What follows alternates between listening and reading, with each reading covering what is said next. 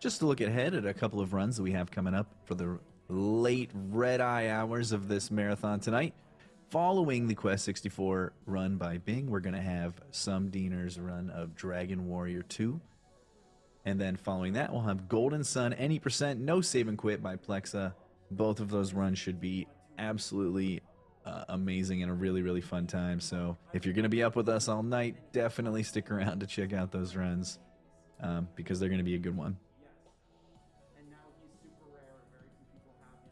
Only like university libraries have him, but I have him. And with that, it sounds like we are just about wrapped up on setting up for Bing's Quest 64 run. So strap in and buckle up because this one's going to be a trip, everyone. Get excited. Take it away, Bing, whenever you guys are ready. Like this. Oh boy, howdy. I'm Bingchang, and I'm a dirty cheater, and with me I have. Oh, Palmer. My name is Palmer. It's a pleasure to be here. I am excited to see this run unfold. So, I'm glad to be here. Thank you for Listen, being I've been here, talking you and- guys up for the last like 20 minutes, so you guys better be bringing the fuego, all right? Oh, I'm gonna do my best. Well, I see somebody said cheating percent. The cheating is that I use glitches, and I've been told on several occasions that's cheating. So clearly, I'm a dirty cheater. Before we get started, I do need to mention one thing. Quest 64 is very, very RNG heavy, and the nice thing about this game is no matter what you do, it always starts on the same RNG seed. This is only mildly relevant, but I just want to say that now. Are we ready with the timer? All right, I'll take that as a yes. 3, 2, 1, and go.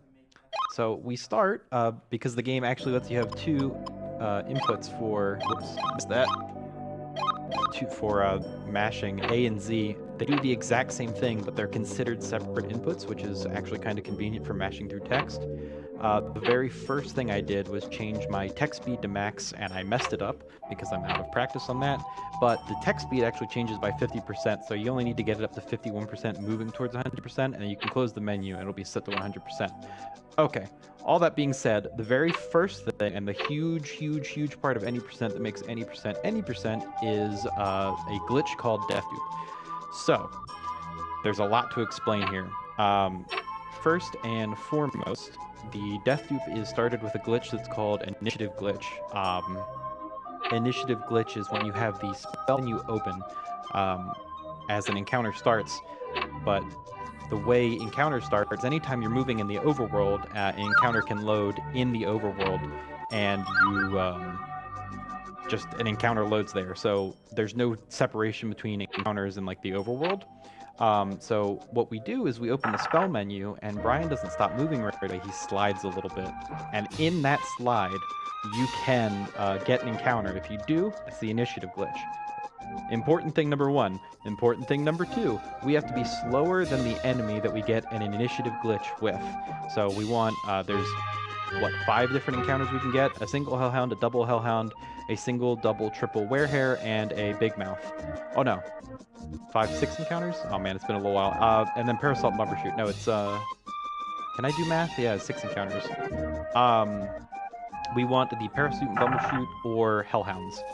Because those are faster than us. And then the next important thing is I need to be very, very, very low health so that I die in one hit. So what happens is we will have slower than the enemy that we get into encounter with. We'll initiative glitch on top of a spirit, which is essentially a rare candy that sits in the overworld. But once you pick up the rare candy, you have to use it immediately. So we have to be on top of that. We get the encounter we want.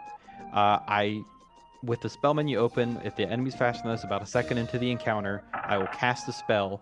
The game freaks out for a second. And let's see if I did the RNG manip. No, I didn't.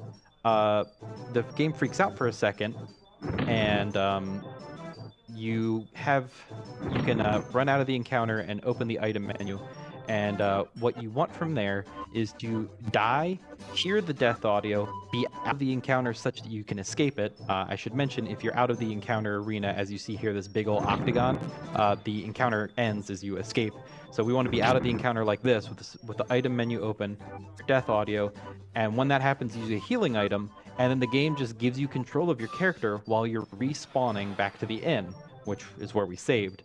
And you have about, if you get a perfect death dupe setup, you have about 8 seconds to mash and put that spirit as many times as you can into whatever elements you want. It's a long explanation. The goal is to have about 30 water and as much, or actually no, that was the old way. The way now is as a lot of water and like as much earth as we can get after that. So I'm going to aim for about 40 if I can, and then as much earth as we can. Whew. All right, that was a little explanation just to explain Death Tube, the most important glitch. Right now, we're just going to take some damage here to get us low. Hellhounds this is one of the encounters we would like to see. All right, so I'm going to say we're not going to take another hit. They could do 3 or 4 damage. And we're going to hope we get another. Actually, I wouldn't mind just a werehair because that'll make sure I have a nice amount of HP. Big Mouth is not a thing I want, but we'll give Big Mouth a chance. Big Mouth is very, very slow. In fact, he's the slowest enemy in the game. We kind of, a little bit of a stream lore is that we kind of think of him as a puppy who just wants to make sure you're hydrated, and he doesn't know his own strength. So Big Mouth is fun-shaped as far as I'm concerned, but he's not exactly what we want to use for this. Hopefully, we get a werehair. Come on, werehair. That's it. And when I mentioned at the very beginning, before we started, this game always starts in the same RNG seed. There is a sort of RNG manip that gets you to nice set of encounters up through here, and I failed it because I'm bad. And that would have just saved us maybe like a little bit of time. It's not significant. Wouldn't have set up the death dupe. Okay, there's a good chance I'd die here. If he hits me, okay, good. He was out of range. He does 3 or 4 damage, and if I need him to do 3 damage, he's going to do 4 damage. I'm just going to go here until we get a werehair. Perfect. Hopefully he does 1 damage. Good. Now I want this one to do 2 damage. Okay, 1 damage is fine. Okay, I have 6 agility. I have to use Hellhounds now because werehairs or Parasol Bumbershoot have 6 agility, and if you have the same agility, you're technically faster. Ooh, boy, there's a lot. So I'm spinning in a circle here because of the way encounter rate works in this game. The longer you've been running, the more likely you are to get into an encounter. Pretty straightforward. Thankfully, in this corner, there aren't encounters because of how the game spawns encounters. I don't have a good answer for you beyond that. So spinning here for a little bit, just making sure we are ready to get an encounter, and then I'm going to attempt to do Death Dupe. It's going to look really bizarre. I promise if you see it, it'll make sense. Palmer and Mutsky, if you guys have anything to say, now's a good time. We Yeah, got a this is couple of actually donations for you to kick off this run, though. We got $25 from Hanged Man that says, "Hey Bing, people won't stop asking when Quest 65 is getting done, but no one ever asks how Quest 65 is getting done. Shout out to every kid who didn't know what they were getting into. Quest is best." Then we got $5 from DT Coast that says, "I hope we get to see Quest 65 someday." So people are really excited for the follow-up title in this series. There was supposed to be a Quest 64 too. This game was actually considered a financial success.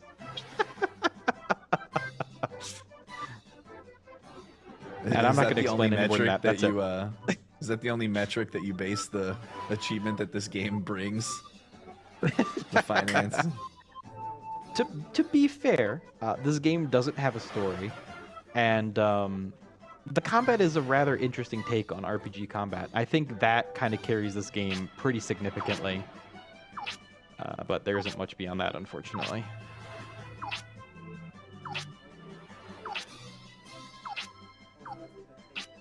Yeah, I was just thinking that like this is exactly how I played the game when I did it my first time.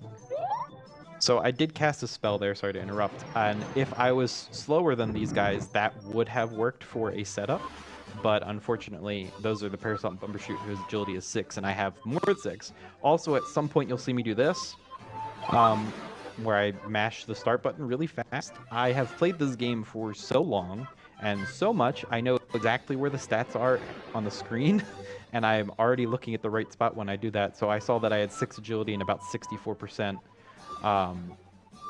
and I have up until I have 8 agility, but I did forget to ask you guys, when we get to about the 11 or 12 minute mark, let me know, because at that point, Deathdupe is just not playing nice, and there's no reason for me to sit here and waste everyone's time.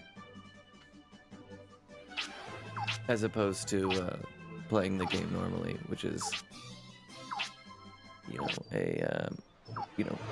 critically was considered a waste of time. But in terms of entertainment value, I get a great kick out of it. So, I'm enjoying the ride.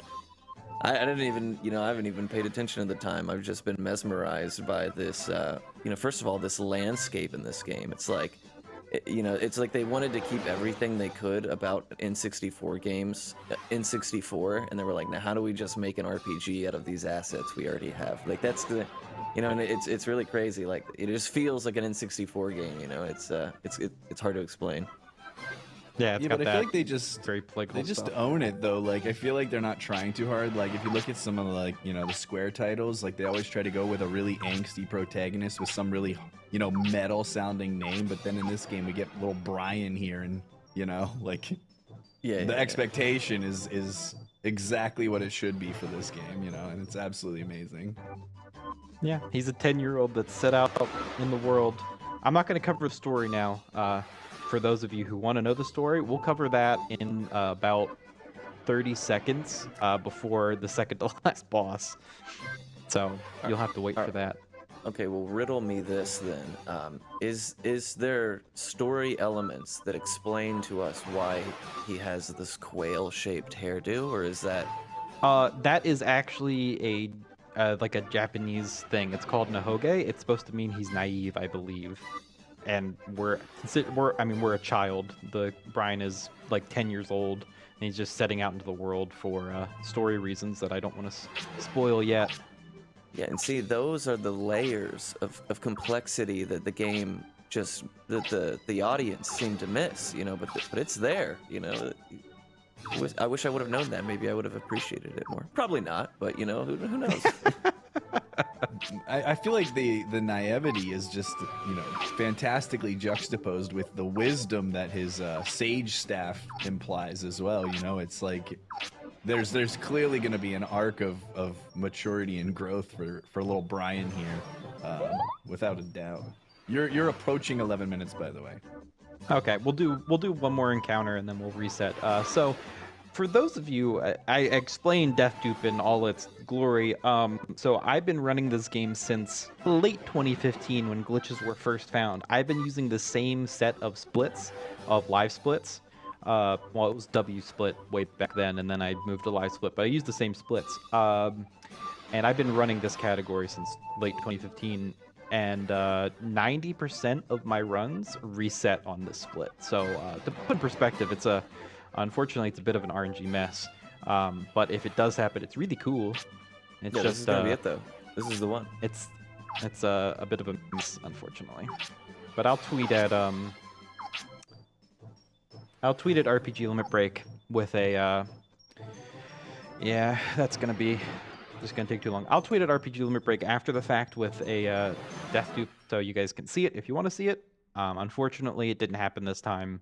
It's kind of the nature of it. The fact that I've done this run the way it is now in about 5 marathons, and I've gotten Deathdupe twice, which is insane to me, considering I've had streams where I've streamed for 8 hours and not gotten a single Deathdupe. So, oh wow, look at that. I got the spirits that I needed. Bam, biff, bop. All right, so the after Deathdupe, assuming that just happened, wow, the very first thing we're going to try to do is something called agility glitch. So we need a lot of agility because agility means stuff misses us. It means we can move further. It means we are more likely to hit. So the way agility works in this game is there's 3 ways to level up your agility. In towns, which is very low, and you get a certain amount of percentage every time you take so many steps. It's the same in the overworld, but a bit faster. And then in encounters. The way encounters work is the game calculates how far you move between turns and gives you agility based off that. So what agility glitch is, in the US version only, well, also the PAL version since it's the same thing, in those versions, not the JP version, if you are, if you're faster than the enemy you get in an encounter with, you can skip your turn before the game fully loads the encounter. These guys are faster than me, I can't do it. What happens is the game doesn't get a chance to reset where your previous turn coordinate was. So the game thinks you moved from whatever that previous coordinate is to your current coordinate in a turn. So you get an absolute buttload of agility depending on where the previous encounter was. So I just got a little bit here, but I definitely didn't get enough. So I have 595. Well, these I'm faster or slower than these guys too, so that doesn't matter either. We're just not lucky tonight. That's the way it goes. Quest 64 can be cruel. It is cruel. This game is mean. Unfortunately, people that have started to run this game or started to learn this game come into any percent and are like, oh yeah, I want to learn this, and then they see Deathloop and they go, I don't want to learn this anymore. And I tell them to play any percent glitchless, and they'll change their tune pretty quickly. I promise. There is something I did forget to do. I need a certain amount of MP, and I have been forgetting to grind that. And there's different ways to grind, or the way MP grinding works is every time a spell hits, each individual hit of a spell gives you MP experience. Soul Searcher 2 hits all enemies. So Soul Searcher 2 is also a glitched spell. It always hits. The effect doesn't always land, but the spell always hits. So you always get MP each time for all the enemies in the encounter. So we're going to grind our MP because we want to have a certain amount of MP at a certain point later on. And we are unlucky with encounters. I hope I have 6 now. Okay, good. So I've gone up like almost 2 levels of agility since that werehair way back then, which is crazy. All right, so let's see here. That was and a fun fact, there's some spirits that are like up against walls like that one, and you can actually, the spirit's hitbox extends over the walls, so you can grab spirits from some unexpected places like that one. You can grab from over the wall instead of having to run in and grab it. And we'll be doing that quite a few times. You'd see it way more in all spirits, but any percent you only see it a handful of times. All right. Escapes work, which is great. And I have 9 agility. What do I need to do? I need to grind agility and grind defense. So normally in any percent, we would not grind defense. And defense works similarly to MP. Every hit you take gives you defense. Wow, crazy. It's very Final Fantasy II in stat grinding. What we're going to do is we're going to use the entrance and exit of this area to grind a bunch of agility. Our goal is to have certain numbers of agilities at certain areas so that we can go out of bounds, blah, blah, blah, blah, blah, which is great. And what you did see with Deathloop, I'm going to show you real quick. This is the simpler version. This is called exit return cloning, which you can only get 6 a max out of, whereas Deathloop you can get a max of 96, depending how good your mashing is. So for US, picking up the spirit is 1 frame, and placing the spirit is 1 frame. So I have a way of mashing where I hold the controller. I got 4, which is kind of my normal, and you get spirits. You're not supposed to get more than 1 spirit, but you do because they forgot to lock controls, which, you know, this game was rushed out the door, so it's understandable. Yeah, I'm just, blown away by all of the, if you told somebody, hey man, let me tell you about this speed game, it's got all of this stat micromanagement, it's got combat, it's got skips, it's got glitches, it's, you're really, not overly competitive leaderboard, you'd be like, oh man, sign me up. And, I don't know where the disconnect is, but it's somewhere along the way, people, maybe there's just, nobody gets to the conclusion of that aspect. mean, I might disagree on it being competitive. I would suggest everyone take a quick gander at US any% on speedrun.com and see the time difference between first and everyone else. Ooh, dang. All right, go off, King. To be fair, I'm pretty much the only person insane enough to grind this category, but I'm last I checked, the world record, by me of course, is 1 hour 19 minutes and 14 seconds, and second place is like an hour and 40 or something. So you know, it's a little bit different. All right. You just gotta have some perseverance, guys. What he's saying is, to everyone in chat with a copy of this game, is come at me, bro. They need more runners. Oh, please. This is the, you know, he's this is an open challenge to all of you in chat with you know, a mission and a copy of this game. Why you still have that, you know, none of us will question you. You come in, no questions asked, and join the community just like that. So. And if you actually genuinely want to learn this category, I will happily teach you all of my secrets because I want competition. I would love to have competition for this game. All right, so we're finally going to grind defense. I was worried about talking before, so I wasn't paying close attention. Every single hit is going to give us experience, so we're going to use this encounter. This is going to be like 5-ish minutes, maybe, about, give or take. So, now if you guys want to talk some trash, that's a good time. Yeah, I actually had a couple of questions about, you know, so I know that you actually ran a different quest game at the, you know, the last limit break, and I believe I was hosting in some capacity for that as well, and so I got, you know, a good chance to experience that.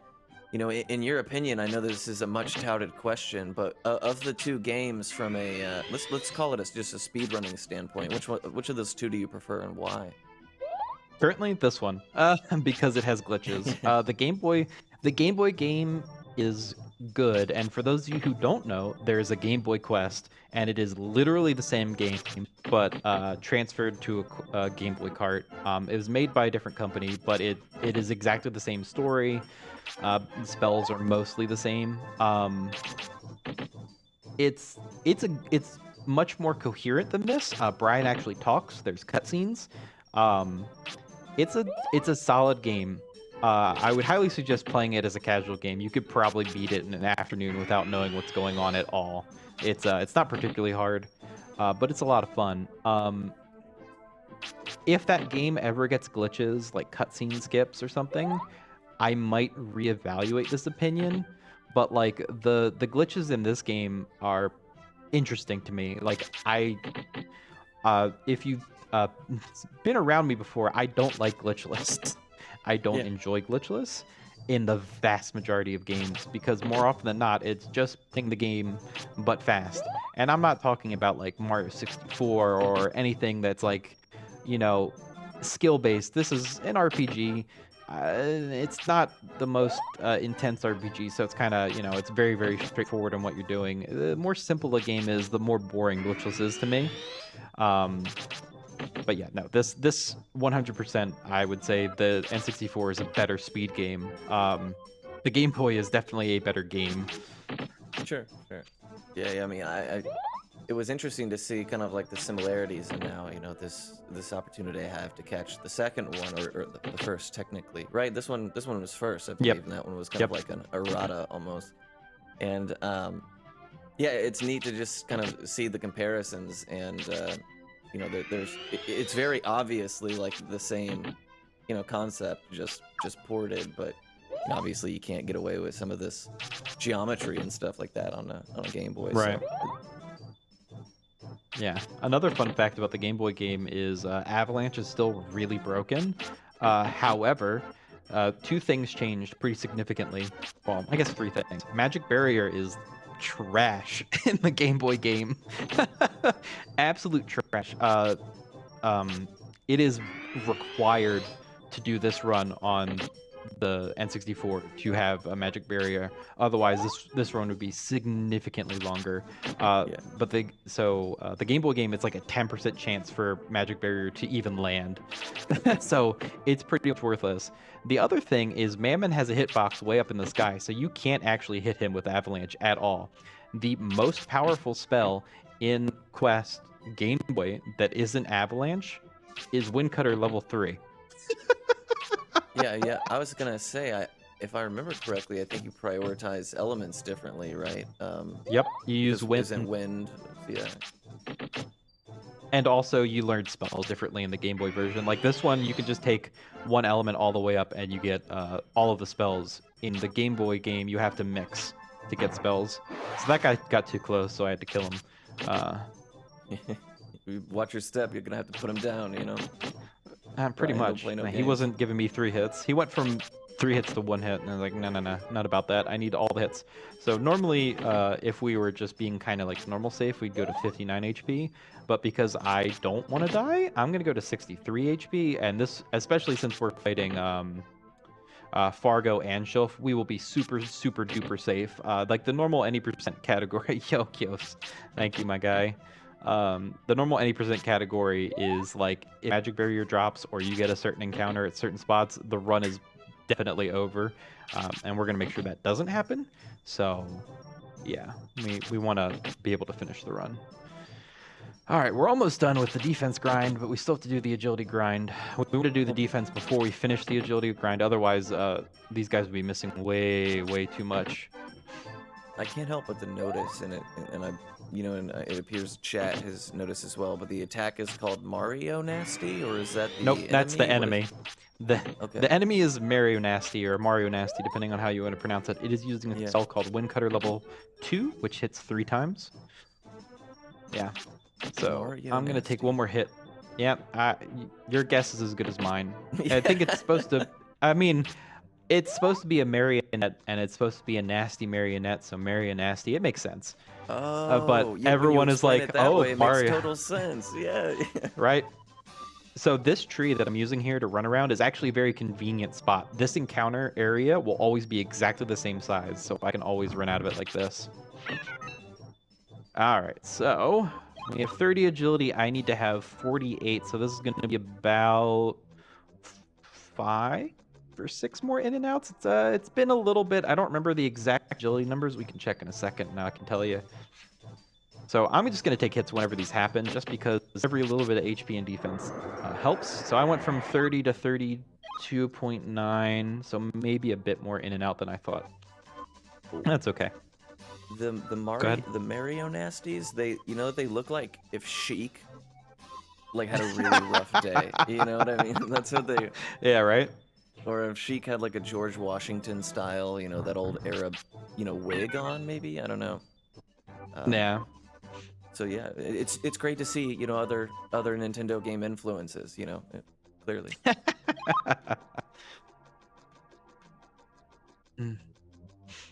Oh boy. All right.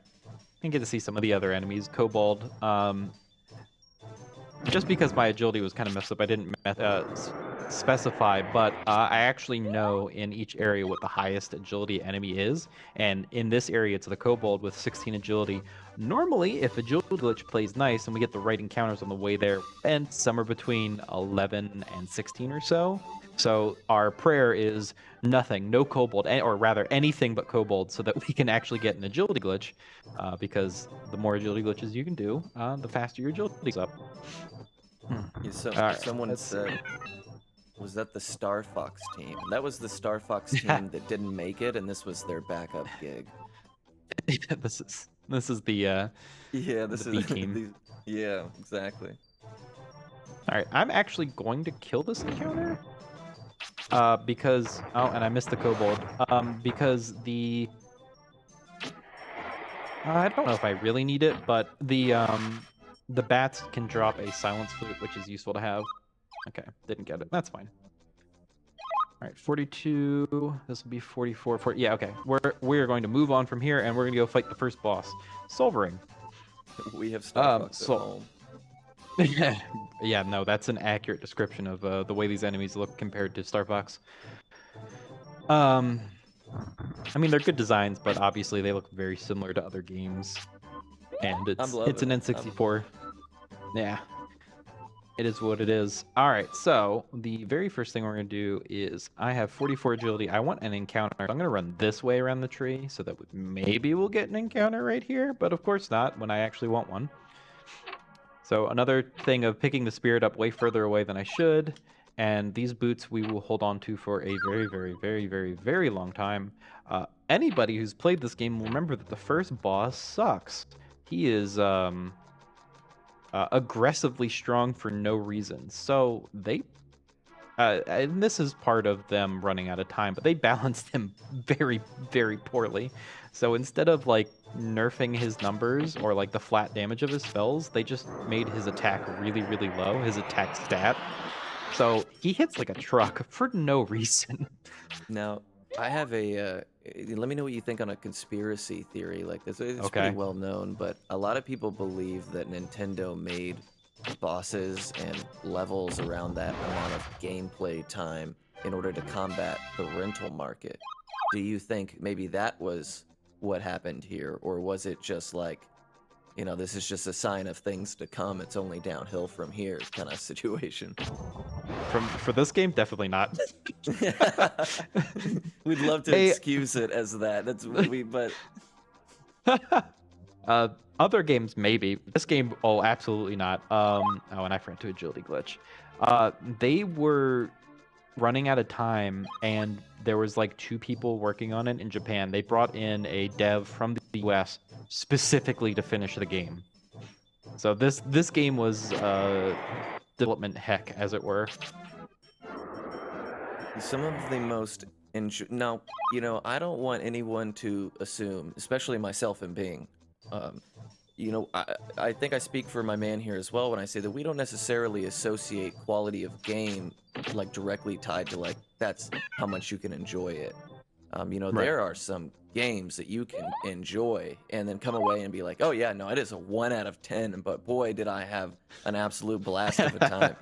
And sometimes, as Bing's described these, less than fortunate developing circumstances, sometimes that's what we end up with. And it's still nice to know that, even though it might not be their original vision, that we can still do those developers justice here in front of thousands of people for a good cause at RPG Limit Break, showcasing, their art. They're here on display. And so far, it has been a tremendous experience. Look at this guy. Okay, I don't know if I have enough to one-shot him. He has 200 HP. Oh, of course I missed. Solvering showing what he does best, which is making you look stupid. No, I don't quite do enough damage. So in Glitchless, this is the reset point of the run because this boss sucks. In any percent, he dies. I've died to him, I think, 2 times ever because I was being cheeky and it went poorly for me. So yeah, he's an absolute joke in this category, which is great because he's the first reset point in the glitchless categories. I'm Sorry, go ahead. No, go ahead. I'm curious with the I just feel like I see misses a lot. Is that like is miss something that happens quite often in this combat system? Like, with some games, Oh, for instance, boy. you get it like, you see a miss like 1 out of every 10, but this is like, it seems like you're a coin flip almost at times. This game's mean, and that's really all that needs to be said. Yeah. Actually, and I have a little bit low agility, so I'm gonna grab an extra encounter real quick here. Yeah, because a lot of RPGs kind of factor in, a percentage of misses within like their action economy. But this one, it seems like, the misses seem to come plenty often. A lot. I'm sure as a speedrunner, they feel pretty brutal. Yeah. Yep.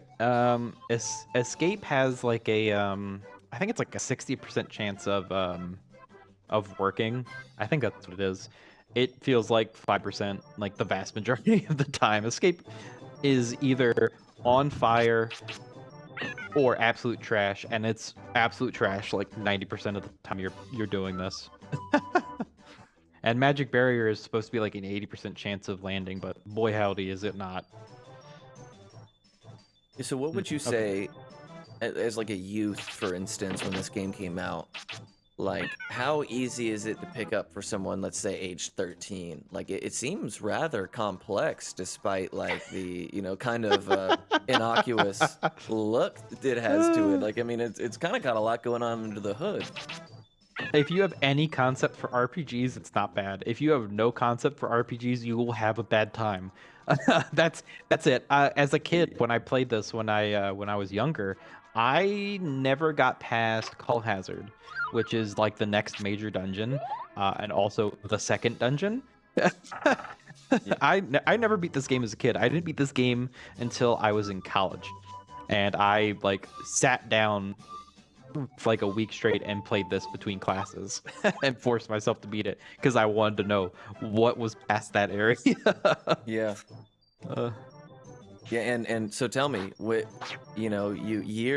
basically a whole childhood built on this moment, and did Quest 64 deliver when you finally broke that threshold and saw the other side? Were you pleasantly surprised? I mean, I enjoyed my time. I didn't hate it. But I mean, I was in college, and what year was that? That would have been my freshman year, my sophomore year. That would have been like 2005 or so.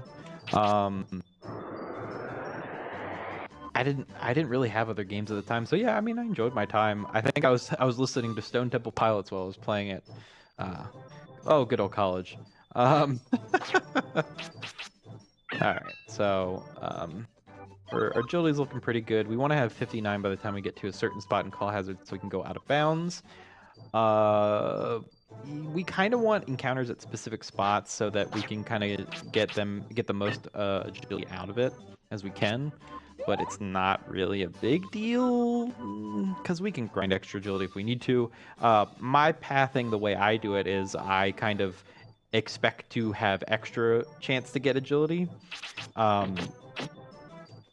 You could math it out and be like, oh, this is the perfect amount of or like encounters at these spots that I need to get, and then this game will say no, which it does quite often. And by quite often, I mean pretty much every chance it gets, because this game hates you and doesn't want you to play it. And I don't know if I'm Stockholm Syndrome at this point for this game, but I might be. At least for the speed run. The game is much better casually. Unfortunately, it's like how you get stats. There's no explanation anywhere. It's like, oh, just take a lot of hits, your HP and defense goes up. Like if they actually had any kind of like proper tutorial at the beginning of the game, it wouldn't be bad. That was like my, if you know RPGs, this won't be too bad. But if you don't, you're just gonna die and not understand what's going on. Yeah, that was actually one thing I was kind of noticing, is that, in just as a refresher for people in chat not familiar with maybe the game mechanics, what Bing has been doing for this past chunk of time, outside of serenading us with the beauty that is Quest 64, his stats in this game go up by basically being used. So essentially, when you take damage, your defensive stat can go up. When you move, your agility stat can go up. So in order to grind like better stats, you have to actually like do these actions, and that's the process. So what he's doing right here is all, as silly as it may look, or as frustrating as it may be to constantly be stopped by random encounters or whatever. It is part of the getting his stat line to where it needs to be, because this is the manner of which you upgrade your stats, which is neat, right? Because if you Bing, and correct me if I'm wrong, I'm just gonna guess, but I imagine if you just wanted to, you could really grind like crazy stats like in the first area or something, and just absolutely tank the game. If you have enough patience, you could absolutely just be overly powered really early, but you just need to have a lot of patience. Also, I zoom out here just so it lags less. I like saying it because it's the stupidest little thing. There's no reason for it to lag there, but N64 game and unoptimized. So if you zoom out, which fun fact you can by pressing L button does something in this game, zoom out, and also turn the camera in combat. It doesn't lag there. That's it. Yeah, That's all I got. I got nothing else. It's a weird thing that happens. Yeah, that is I good did point. Sorry, I did forget to mention, I turn the camera away from combat like 90% of the time, so the game lags less. I'm doing that by holding B.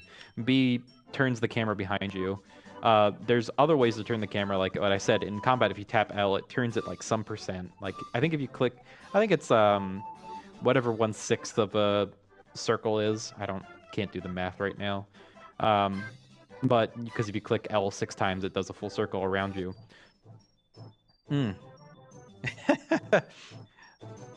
Oh boy. All right, that's so actually we what I was gonna are. ask, Sorry, was- go ahead.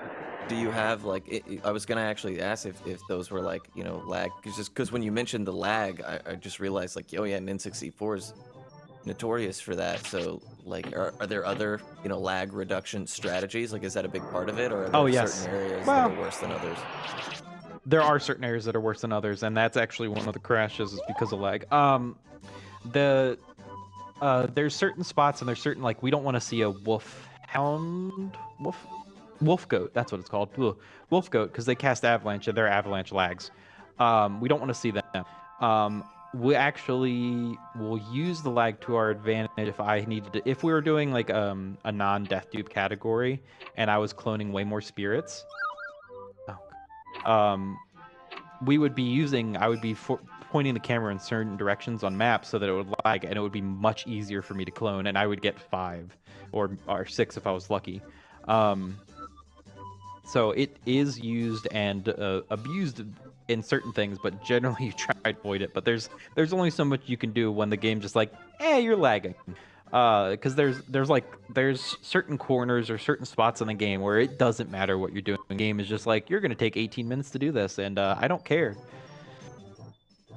Whew. All right, so we're making our way into Call Hazard and the very first out of bounds. Let's see what our agility looks like. It is 55. That is not good. That is not good at all. We have gotten bad encounters. 56 is like the minimum. We'll probably end up with like 57 or 58. So I'll probably have to grab the extra out of bounds encounter in Call Hazard, which is fine. Yeah, it's not bad. It's not the end of the world, is what it is. 56, 25. Well, yeah, we might get to 58. So yeah, I don't think I need to do anything aggressively extra other than grabbing an extra encounter in the out of bounds. Okay. Okay, yeah, and classic miss. It's just the way this game works, man. Yeah, I'm blown away, man. I don't think I've seen, misses that frequently in combat in a good while. It's like XCOM almost, There's I think a it's reason because the that game itself Sorry. is such a hit. The game itself is such a hit that they like had to find some balance. Everything else about it is immaculate, so they had to throw some misses in there for it. They didn't want it to be too perfect, I guess. True. Clearly, there's was on the radar. Yeah. There's a reason. There's a piece of art that I commissioned that is, if everyone remembers the Obama change poster, but it's Brian's face and it has miss at the bottom instead. There's a good reason that exists. That's actually beautiful. All right, so we need to grab. We do want an encounter here, and these are Skelebats. If we reach that crash incentive, these are going to be our best friends for that. I won't spoil that until later.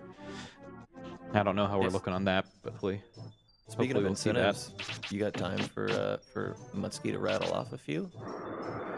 In a moment. Let me. Sure. Well, you could probably. Sorry, you could probably one if you got one. But I want to talk about the out of bounds when we get there. Yeah, sure. I'll just do a quick one here. We got a $6 donation from Bari Tengineer, which just says, "Can't let the default win." If you got another, And then go I'll for read it. Okay, sure. I got $25 from Burr. It's cold. It says, "Quest is my first speedrun game, and Bing in the community has been very supportive. Can't wait to get to racing you, Bing. Go fast, and Quest is best." Heck yeah, thanks, Burr. Burr's been one of the newer additions, and he's been great. He's good people. I mean, everyone in the Quest community is good people. It's a pretty, like, we all love a terrible game. I mean, a poorly rated game. I wouldn't say it's terrible. I couldn't believe genuinely think it's all a good game. all 9 people who own a copy of this are like in chat with us right now. Like what an Get out. experience. Yeah. Hey, if nothing else, I'm incredibly impressed with your resolve in college that you're the first person that's ever given up on a game and then actually went back to finish it later on. You know, it didn't just sit on your shelf forever, you know, just staring at you. So I'm impressed with your commitment to returning to Quail Boy 64. It's pretty good. Thank you. All right, so I need to interrupt. This is the out of bounds spot. So, because this game is polygons, we are going to stand and walk into a corner, and we are going to go out of bounds. I'm going to show you after that little explanation, and then really explain it. I'm out of bounds. If you blinked, you missed it. That was it. So, there's 2 different ways to go out of bounds. This is the battle arena clip. You create a very tight corner with your character or with your movement area. You actually walk. You don't do Brian's run animation. You his walking animation as fast as until like right before the run animation. You go into certain corners like that one that I set up on that corner, and the game just pushes you out of bounds, which is really convenient. So now we can skip the rest of the dungeon, and we're going to look at, I want everyone to tell me, what do you think this color is? I have a guess, and I'll say it after I hear everyone's. So chat, Palmer, Mutsky, what color do you think this is? Yeah, I don't know, man. I get like maybe a sea foam, but I don't think I've really ever seen a shade like this before. And frankly, I'm impressed that this equipment is even capable of producing it. It's very, what an interesting choice of color. I don't know. It's like a mossy baby puke combo of some sort. Yeah, that was my second choice. Yeah. You guys are so mean. I know I was reading your mind. Yeah, that was my. Listen. That was it. I was gonna say like green tea-ish, but a little bit bluer. Man, guys are crushing it. But yeah, this if you have like a minute and a half. Oh my gosh, yes. We're You know what? Sorry, but it's the color of like, every grandma has like a piece of furniture that's like got this color in the pattern, right? You know what I'm talking about? Oh God, about? you're killing me. My grandmother had a couch like this that she gave to me. It is this color. Oh, I forgot. Dude, it was the color of that era. Right? Oh man. We are that encounter, and we're gonna get another encounter near the end where we're specifically gonna do a big agility glitch, and then conveniently, and I'll just mention it now, when you're out of bounds, you can't get back in bounds without dying, casting exit if you're in a dungeon like this, or very, very super conveniently, dungeon exits and entrances, the hitbox for going out overlaps out of bounds a little bit so you can touch it and go back in. So we're gonna skip we went. So Call Hazard's shaped kind of like a J, and we had to go around the bottom of the J, and we are now near the top. I'm gonna grab an encounter up. Where am I? Up here. I was looking away. We're gonna grab an encounter up here for a lot of agility, and then we're gonna go back in. We'll be in Normoon and right up against the second boss. Ooh. All right. So good, 4 of them. That's nice. You can get 2, 3, or 4, and 4 is just going to give us the most MP from Soul Searcher 2, since it hits all of them. Oh, we have 63 agility, which is actually perfect. We got enough encounters to walk up out of bounds, because it's kind of random how many encounters you get. I've had times where I've got no Skelebats up to the out of bounds spot, and there's times where I've gotten like a bajillion encounters. It's a game of RNG. You're just basically rolling a D20 where about 17 of the numbers are 1. Yeah. No, that's how I play that's this D&D game. normally. But based on my rolls, you'd think that's what my D20s look like, actually. So. Yeah. So Normoon, and shout-outs to Gamma. This is his favorite music. He's wrong, but this is his favorite. This is not the best music in the game, and anyone who thinks that is incorrect.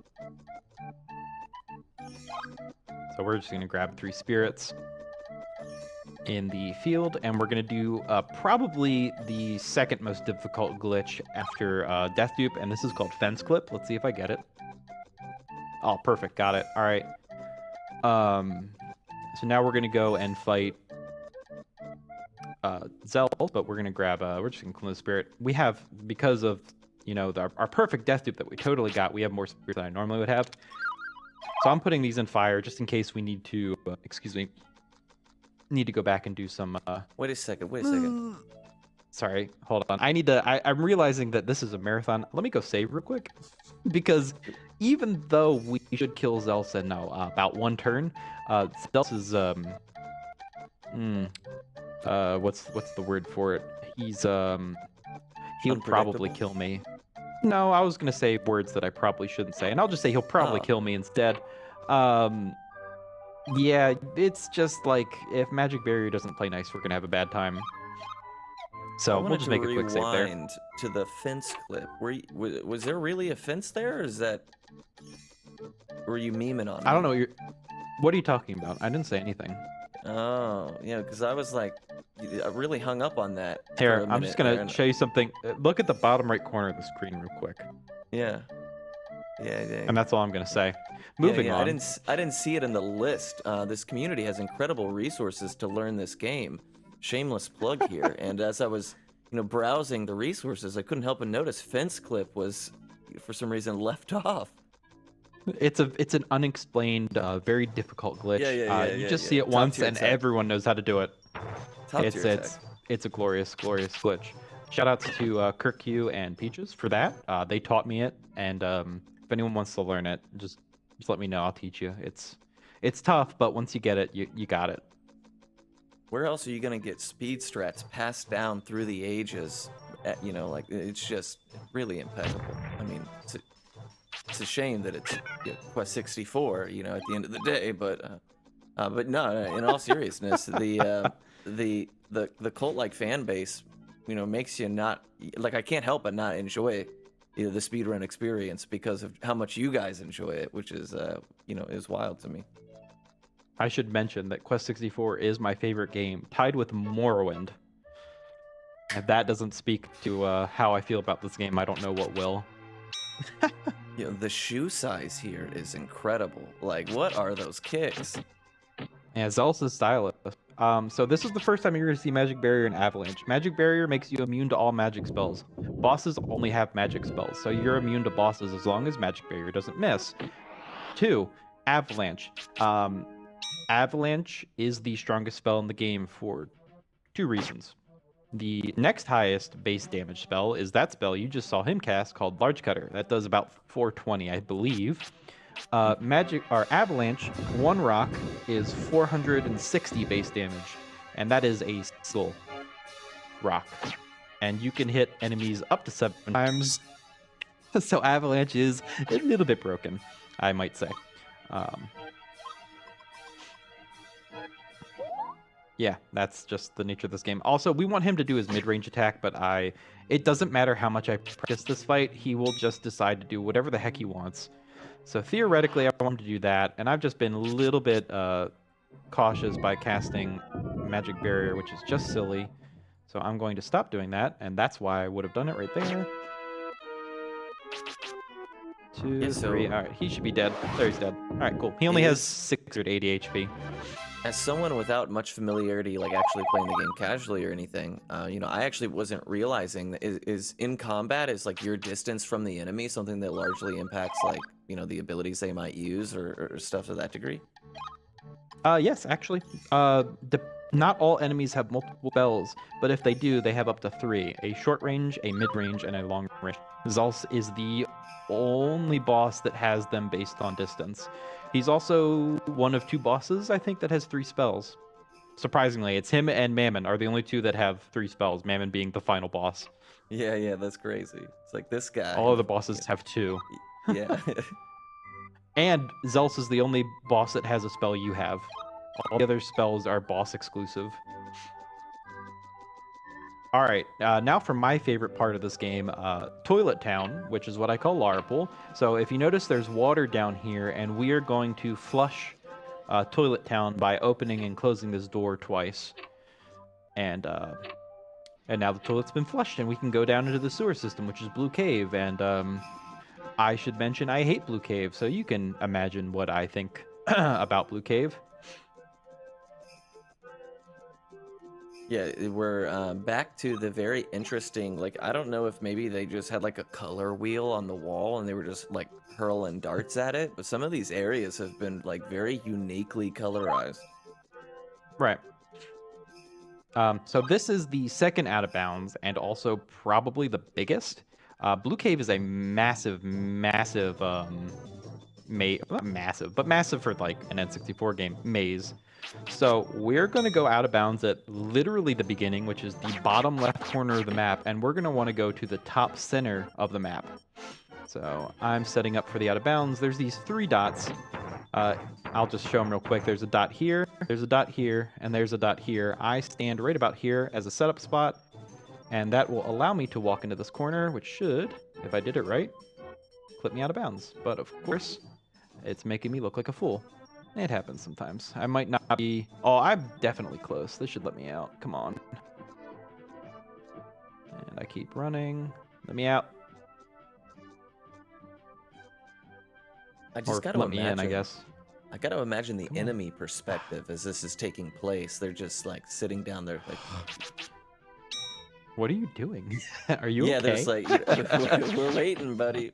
You come back down here, we're gonna let you have it. Yeah, let me in. That's accurate how I feel. Okay, this should maybe do it. Come on. All right, I have a weird amount of agility, so I may have made this more difficult for myself. I should have 66, but I have 67. I actually accidentally agility glitched an extra encounter. So I need to readjust slightly. Oh, that's going to hurt. Actually, not that bad. That's right, I have defense this time. Come on. Come on, you can do it. Let me out. Let me Yeah, out. these scorpions Come are on. being very patient with you. Would it be cool to plug some donations while you're clipping out of Struggling? bounds Yes, please. here? Sure. All right. We got a couple people that want to shout you out here. We got $15 with no comment from The Pizza is Aggressive. $20 donation from The Jaded Mew. $10 from The Burning Hunter that says, here's $10 for the N64 RPG we all played and loved but got stuck on as kids. Thank you for the superb commentary and for raising money for such a great cause. Donation goes to the Crash Showcase. Let's show this game who's really a master mage. And that is referencing a Crash Showcase There at we the go. end of this Sorry. run. We're still about $150 short of that, so keep getting the donations in with that, and we can get all 3 incentives met for this game. We got $25 with no comment from Nemo2342. Kurt Mack donated $25. It says 1/6 of a circle is either 60 degrees or pi over 3 radians. Good luck with the rest of the run. Ah, that's what it is. $10 Thank you. donation from... I couldn't do math. Sorry. Yep, there you go. You're A fine. $10 donation from RPP, who will be hosting after me, that says, Bing, Mutsky, and Palmer, a veritable dream team of great RPG speedrunners and friends. Love watching Bing play this. I miss a lot of good friends at RPG Limit Break this year, but having you 3 together in this run makes my heart happy. Good luck hitting Fargo, lol. Thank you. Thank you, And then RP. one last one. We got T Murdoch, who donated $25. To make it abundantly clear, it says, Shiner said it was Baja Blast color. Ooh, that's actually that's probably the closest color I've heard outside of people giving exact hex colors. I can feel Okay, my so- teeth deteriorating anytime I hear Baja Blast mentioned. I'm gonna be a big cheater here and just do this. So, fun fact with the N64 is I'm sure somebody has done once in their life. They've accidentally just found out that the controller is holding in a weird direction when they turned it on. Well, if you hold the thumbstick while the game is booting, that's where it centers the thumbstick. You can reset that by pressing Start L and R at the same time. So I held down, pressed Start L and R, and it reset the thumbstick so that bottom was center. So now that it moved to center, it's like I'm holding the thumbstick up. So it's just a nice little break. So we have like a minute and 30. This is the longest out of bounds run. And I would ask what color, but this is just deep blue. I was going to say like Midnight Ivory. Ooh. Okay, my Just ankle's bad. Just throw some nonsense in there. Midnight Ivory. Are those, that sounds like an extremely like 2 very conflicting ideas. It's the darkest white color White? you've ever seen. Yeah. That's the most uninspiring, dull white shade you'd have imagined. I should mention we're passing the blue maze to bottom, down and right from where I am. I took a bad angle for this. I wanted to be a little safe, so I took a little sharper of an angle than I usually would. So you probably saw some stuff in the bottom corner. That was blue maze, portion of blue cave. Muskie, Yeah, we got another like 30 seconds or so. yeah, I believe. Where we at on the incentives for this game, Mutsky, if you don't mind my asking? Yeah, sure. I will take a look here and get a little refresh in. Currently, we are $120 away from the Crash Showcase at the end, so we are closing in on that. And then both of the fight bonuses in Fighting Fargo and Fighting Shilf, which will be coming up in the next hour, have both already been met, so we are all good to go on those. So if you're getting some donations in, make sure you dump them on the Crash Showcase at the end so we can see some shenanigans. And, you know, if nothing else, I know you guys want as much Quest 64 as humanly possible. So, you know, if this run could never end, that would be the real dream come true. But, you know, Let me keeping interrupt it real rolling quick for a here. little bit. Sorry. Great. No, you're good. I need everyone to say no fish sticks because we don't want fish sticks. They're way too fast, and I won't get my agility glitch if there's any fish sticks. And I won't take that joke any further. So I'm setting up a glitch here by saving here, and I will explain it when we get to it. But right now, we need no fish sticks. Fish sticks are slow, and we want to go fast. So we just we run down here real quick. This transition will move the boat from in the middle of the lake to the Isle of Skye, which is the next area where Nepti is. And I saved, right? You just clock I that did guy? save, yeah. Which guy? I didn't know. I just ran past him. Oh, I thought you just hit that dude on the head with your stick. Oh, that was a chest for an item. Oh, I thought it was. I was like, dang, man, you take some prisoners out here. I'm just showing him who's boss. So we don't want a Yeah. fish stick. They're too fast. They have 75 agility. I have 71. And hopefully we get literally anything else. And I will take the time to get an encounter because if we don't get a fish stick, our agility path will be faster. Otherwise, you have to double dip into the back of Blue Cave. And wow, this of course I don't get an encounter. But usually it's like, here, 17 encounters. Have fun. So the game is like, you don't want a fish stick? Fine, you won't get anything. This is, oh, and there he is. Speak of the devil, Grangok, or fish stick, quite literally a fish on a stick. I don't care that they call him a Grangok. They're wrong. It's a fish stick. Unfortunately, got him, so we're going to be slow. Like, clearly a translation issue because Yeah. no one would miss an opportunity that much of a softball. You know what I mean? That's just Right. Swing and a miss. All right. So this is Nepti. Nepti is the worst boss just because her hitbox is the smallest. So she's terrible. And that's about it. We're going to try to set in a specific spot. So the way Avalanche casts, it's completely random. I like to do a 45-degree angle. It just makes me feel good, but it doesn't matter. The way Avalanche casts... Oh, actually hit her. Twice, even. She has 880, so she's going to take... I can do math. 5 hits.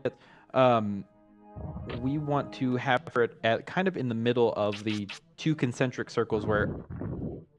Oh, that was almost really good. The 2 concentric circles where Avalanche can drop in between. And I'm just going to risk it. Come on. That was an excellent Nepti fight. Usually that fight goes horribly. There is a clip somewhere where I killed her in one Avalanche cast. That was the biggest goal of my life. so far. But yeah, you've man, just that was a been- good fight. Brian has just been making his way through these magical areas, you know, beating the snot out of what appear to be Keebler elves. You know, everybody's got like, you know, some very elf-like attire, and Right.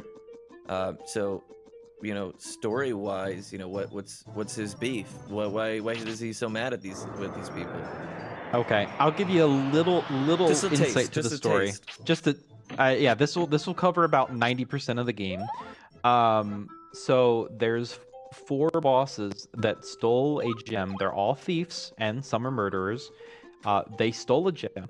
Somebody from one area or another. It says, hey, this guy stole, or this lady or guy or whatever stole the gem. I need you to get it back. You get it back, and they say, oh, great, you keep it. And that's 90% of the story. I'm not kidding either. That's genuinely like 90% of the story.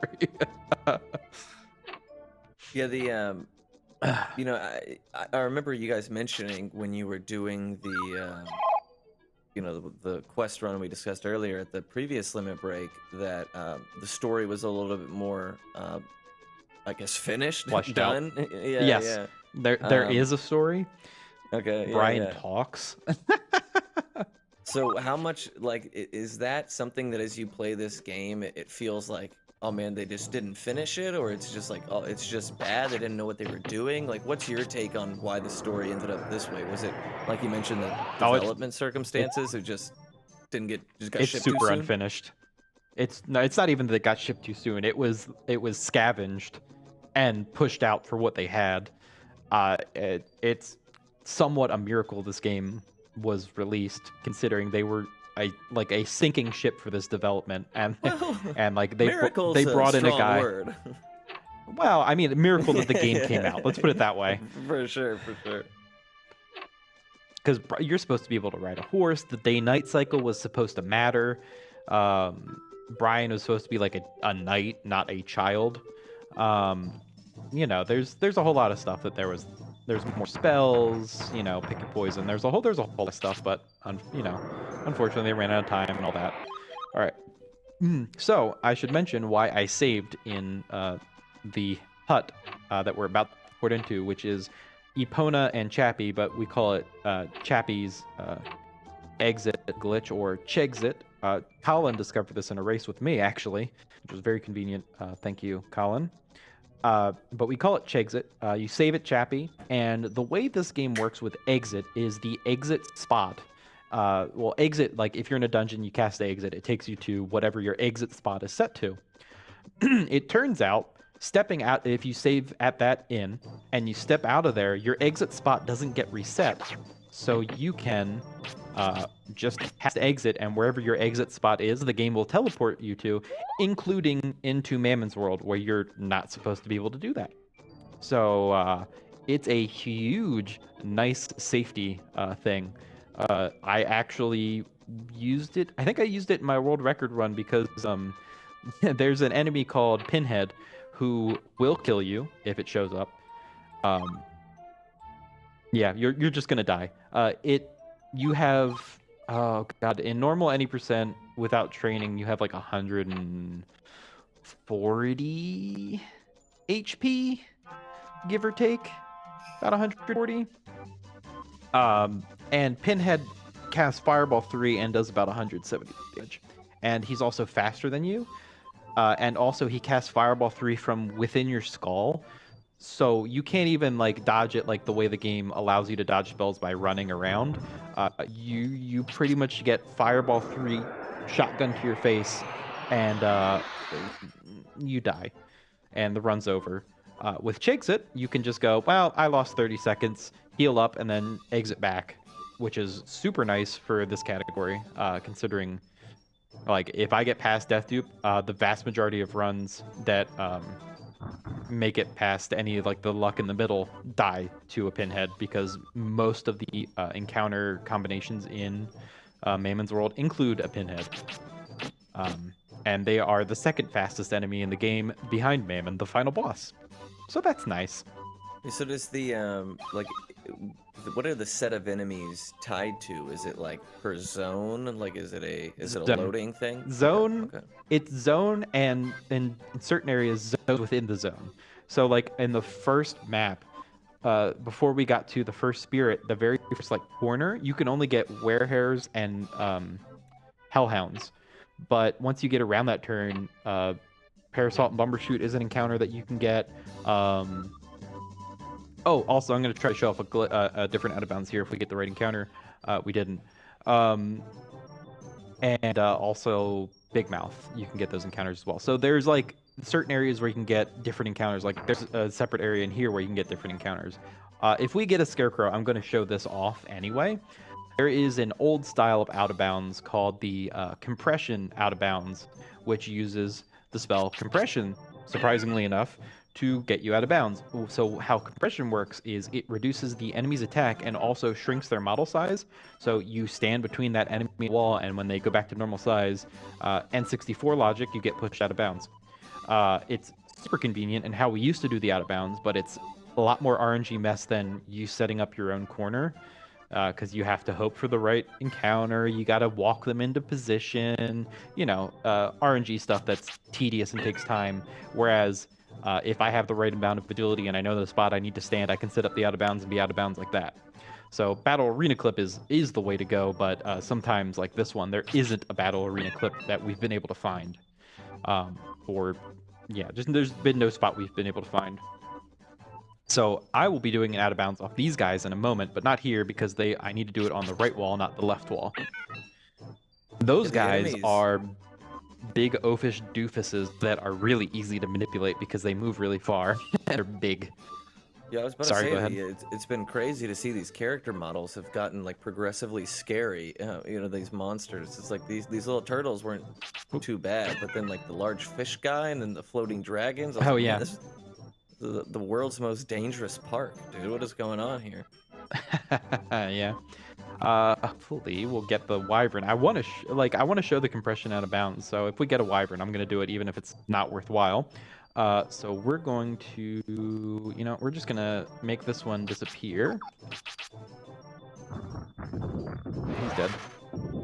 So wyverns are pretty easy to manipulate. He either casts Fireball 2, which you can run straight at him and dodge, or he casts Fire Pillar, which if he runs up to you, oh good, he shrunk.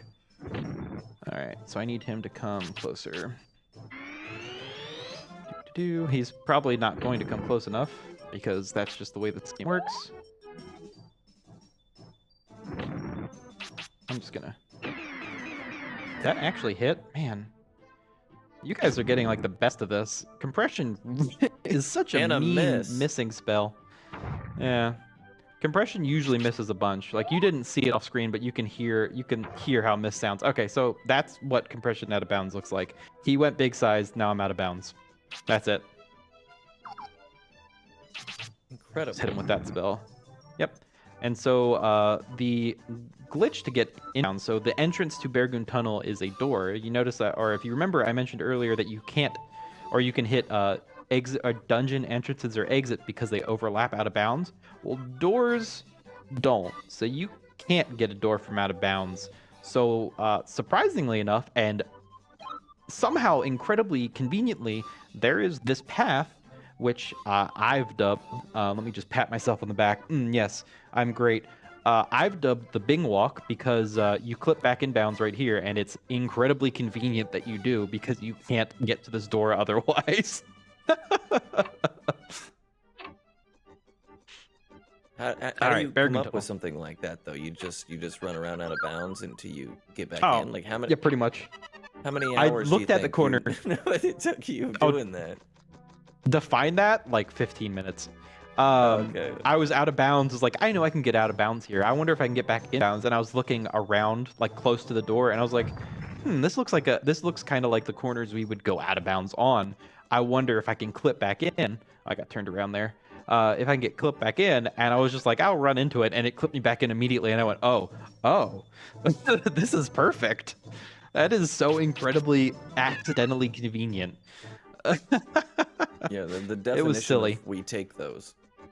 Yeah, right. And so the out of bounds here is one of two out of bounds that does not require an encounter. The other one is something I might show off if we reach the incentive. This one was well, I'll tell you what the other one is. It's in Biges's or Bogus's or how I don't know how to say his name. How do you pronounce B-E-I-G-E or B-E-I-G-I-S? Bigus? Man, I don't know. Somebody tell me. But in his room, there are two pillars on either side of him, and one of the pillars has a corner that you can just walk into and clip you out of bounds. So that was how we eventually discovered the battle arena clip. Bagus, yeah, that's what I thought too, but I don't know. But conveniently enough, there's another one of those corners right in this next little area so that we can just walk out of bounds. We don't have to use an encounter. We don't have to battle arena clip. We can just walk into a corner, go out of bounds. I love it. This is my favorite because it's just them forgetting that this corner existed and didn't think about it. And obviously, you know, development heck they were in and all that stuff, so they didn't get to QA as much as they probably wanted to. It was unfortunate. So you don't have to. Come on, it's not that bad. But yeah, this corner right here. So we can just walk into this corner, and I'll wiggle back and forth a little bit, and I'm out of bounds. It's so good. We're just out. Great. Now we can skip the rest of the game. Or not, well, I wish. The rest of this dungeon. So tell me, what color do you think this is? Is it pitch black? Because, yeah. Also a little red, maybe.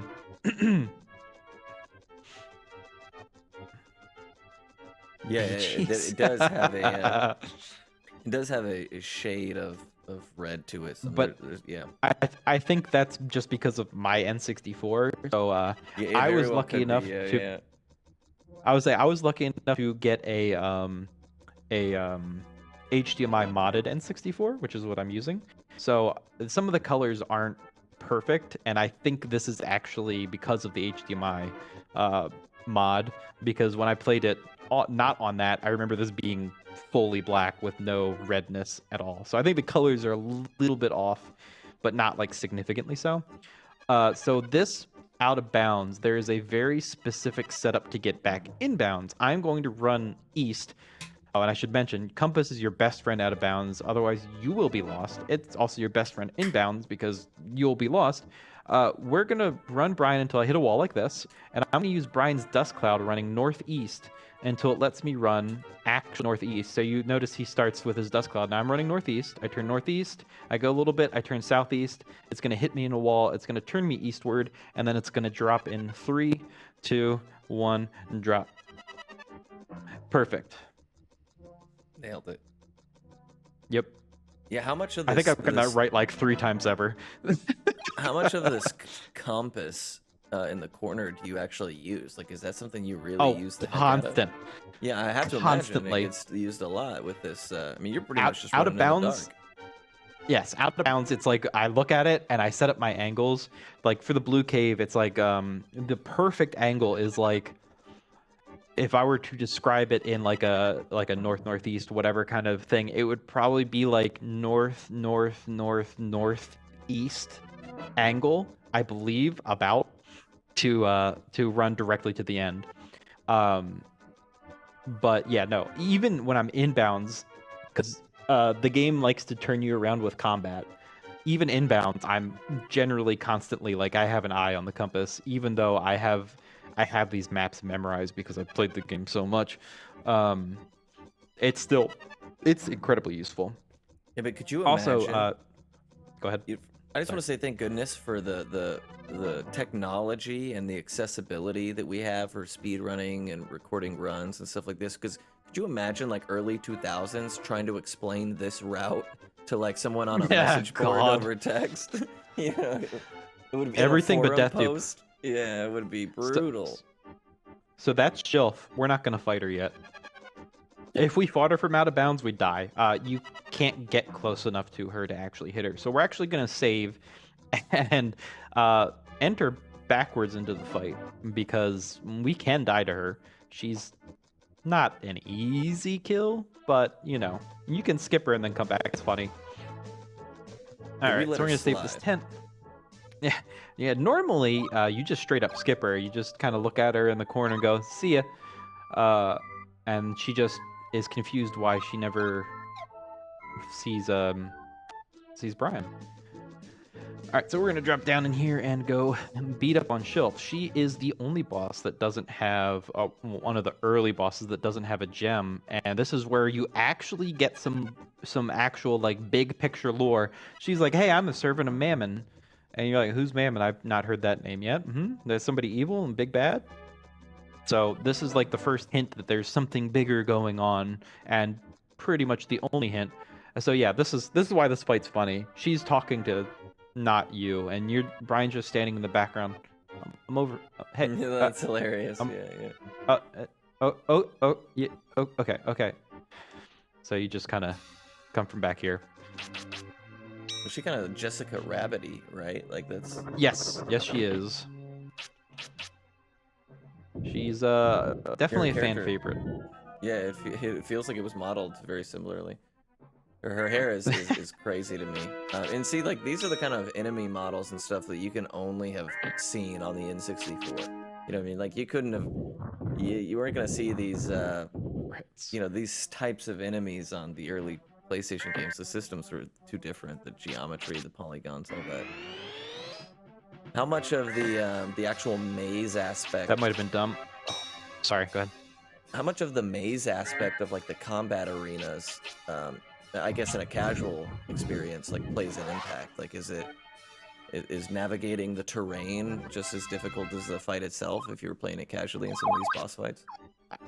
I mean, if you play it casually, you probably grind it a lot more, so not really. It's not that big a deal. Yeah. It might be annoying to get to the boss, but once you're up to the boss, like, it's just completely irrelevant.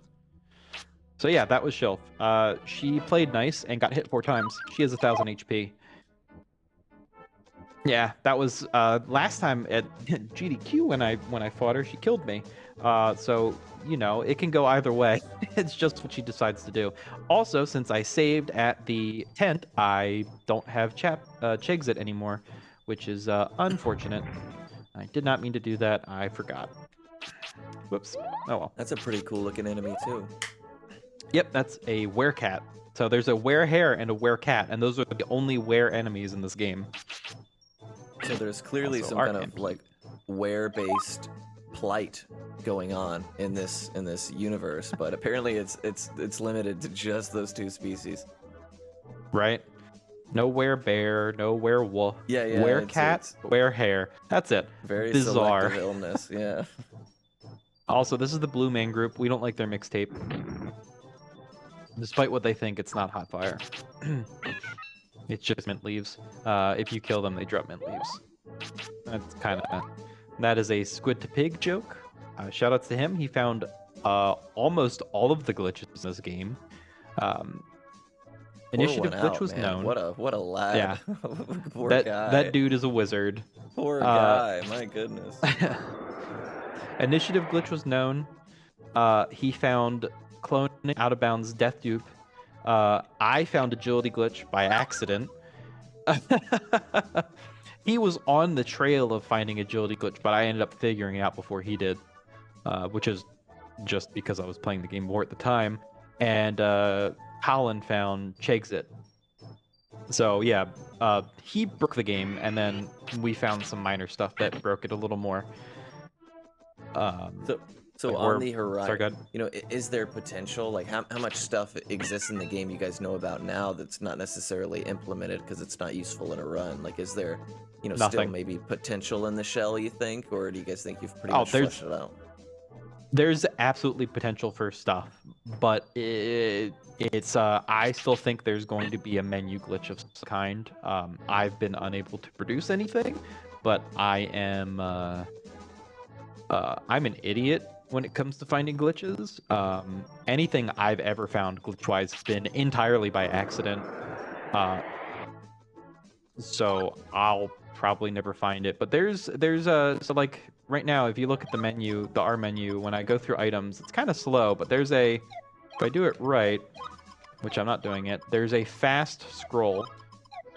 That was slightly faster. There's a fast scroll if you time it right, where it's like you press the button like a frame apart. It moves much faster. I don't have much in my inventory, so it's actually not that good, which is bad. I forgot to pick up some items, but that's besides the point. There is a bug in the start menu that doesn't do anything useful yet. And then there's the crashes, but like there's not a whole lot. Most of what we can use is you know, used. All right, so this is the other out of bounds, which because of the nature of where encounters can happen in the spot. Are you kidding me? You could slide, so you can slide Brian when you end your turn so that you end out of the arena, but the encounter doesn't actually end. and you had to use that to go out of bounds. And then someone reminded me, Scully, thank you, that boots exist, which make your movement arena, excuse me, much bigger and allows you to set this out of bounds up really, really easily. And I felt incredibly dumb that I hadn't even considered it. And Scully's like, "Oh, you should use boots," and I go, "Oh, you're really, oh man, I need to lay down or something." Just. Why didn't I consider that? But thank you. It's great. It makes this really easy. Hey, look, I'm out of bounds. Yeah, that's Yeah, why it makes that sometimes out of bounds so easy. in speedrunning, sometimes it's so important to have like a separate set of eyes, you know, just somebody can take Right. a look at it and be like, "Oh yeah, what about this?" And you're like, "Man, I've been looking at this game for so long that like some of those things you just, I don't know, it almost forget. starts to get blurry." Yeah, right. Things start to blur Yeah. together. So yeah, it can be so important to have just even a second person in the speedrun community can make a huge difference in terms of, you know, just how quickly you guys, you know, figure that kind of stuff out. Which another Right. challenge to the chat. Bing has issued a second challenge. If you guys can come and find some glitches, Oh, that yes. would be pretty So- dope. Anything with inventory, if you can find, that would be cool. The big glitches that I want, something with MP gain. Give me infinite MP. Give me faster MP grinding, defense, or HP. Make me invulnerable. And also, I mean, we could use another more spirits glitch, but you know, it is what it is. But like, if you guys find anything, I will happily give you crisp high fives, and I don't know, I'll send you pizza. Yeah, so very Whatever. reasonable list. All you gotta do is figure out how to become invincible and have full MP all the time. And so if you guys flesh that out, that would be sweet. Bar but is if set very anyone low, wants to very book- accessible. Fortunately, with the mad rush of people that have already sniped copies of this off eBay in the last hour and a half, I imagine someone is just inevitably going to stumble upon some of your requests. All right, God, real I quick, hope we got a so. I would $25 go. anonymous donation, and I just want to plug one more time the incentive for the Crash Showcase at the end. We are just a little over $100 away from that, so if someone wants to come in and be the hero that would, parallel that of Brian with that last 100 or so bucks towards the Crash Showcase, so we can wrap up all the incentives requests, make sure you get those in the next 30 or 40 minutes, as we're starting to approach the final run of, or final stretch of this run, rather. So that's Fargo. We're gonna fight Fargo. And I'm not gonna explain it. I'm just gonna have you guys watch it and just appreciate it. Because I think you guys will appreciate this fight as much as I do.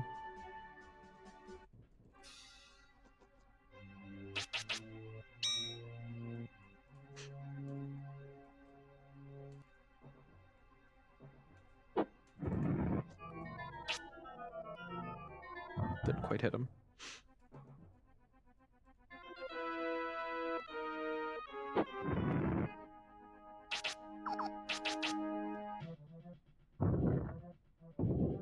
You sorry, I'm just vibing to these tunes here. The music in this game is Oh, the game- actually underrated.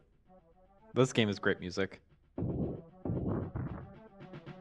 So has anyone figured out why this fight is fun yet? What are you talking about? This is how I did it casually. Exactly the same way. I love this fight.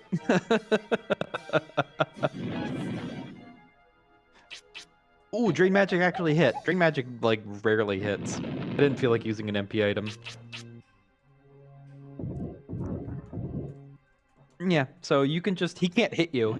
Sometimes he'll do his long-range attack, which can hit you, but if you stay in the right spot, he'll generally just try to do a short-range attack, and he can't hit you. So you just kind of stand here and laugh at him mockingly. And then he dies, eventually. It's funny because he calls you an idiot. He says, "Hey, hello, idiot." I think is his text in the if you play the French version, it's "Bienvenue, idiot," Yeah, classy. which is even better. Yeah, that's got a level of spice to it for sure. Alright, confusion. Alright, so I'm just gonna... I do actually want him to hit me with his long range. Bonk. because I don't feel like using an MP item. Oh, come on. Thank you. All right. That should do it. All right, there he goes. He's dead. Boom. Yeah, if anyone ever wants to task this game, RNG is consistent as heck. So a task actually wouldn't be too bad, in all honesty. Yeah, you mentioned at the beginning that it starts on the same seed Yep. every Same time. RNG seed. Yeah, that's actually, I've never heard of that before. That's incredible. Yeah, the only problem is that if you play it on an emulator, it lags differently than console. That is the only problem with a task of this game. But there's already shout outs to Landmine36 who made a theory task of this, and what was the, oh man, I don't remember exactly what the time was, but it was crazy. And it wasn't like a perfectly optimized task either. It was just kind of like a theory together, and it's really impressive. And he even did he did an out of bounds in a spot that we could do, but isn't really worth doing for us because we have to do compression. But if a task does it really quickly, then nice. Was that task made in the Death Dupe era? So was that like incorporated into No, it was it was within like the last year or two. Oh, okay, awesome. So your Death Dupe's guaranteed for sure. That's challenge number 3, folks. Make a task. So Oh, wow. a lot of opportunities here for anybody in chat with a copy of this game and a desire to better what is this magnificent piece of art. This is your chance. If it sounds like we really want people to run this game, it's because we do. Please, again, Yes, please. runners. please. I don't want to be alone anymore. Please shoulder this burden. Set me free. Shiner, I see you said this is the best song. Second best song. Actually, third best song. Brannock Castle is 2, and Mammon Fight is numero uno, but yeah. Alright, I'm just gonna quickly reset my return point here and do some return cloning, even though it's incredibly gratuitous with the amount of spirits that I have. But just so you can see more of it because it looks cool.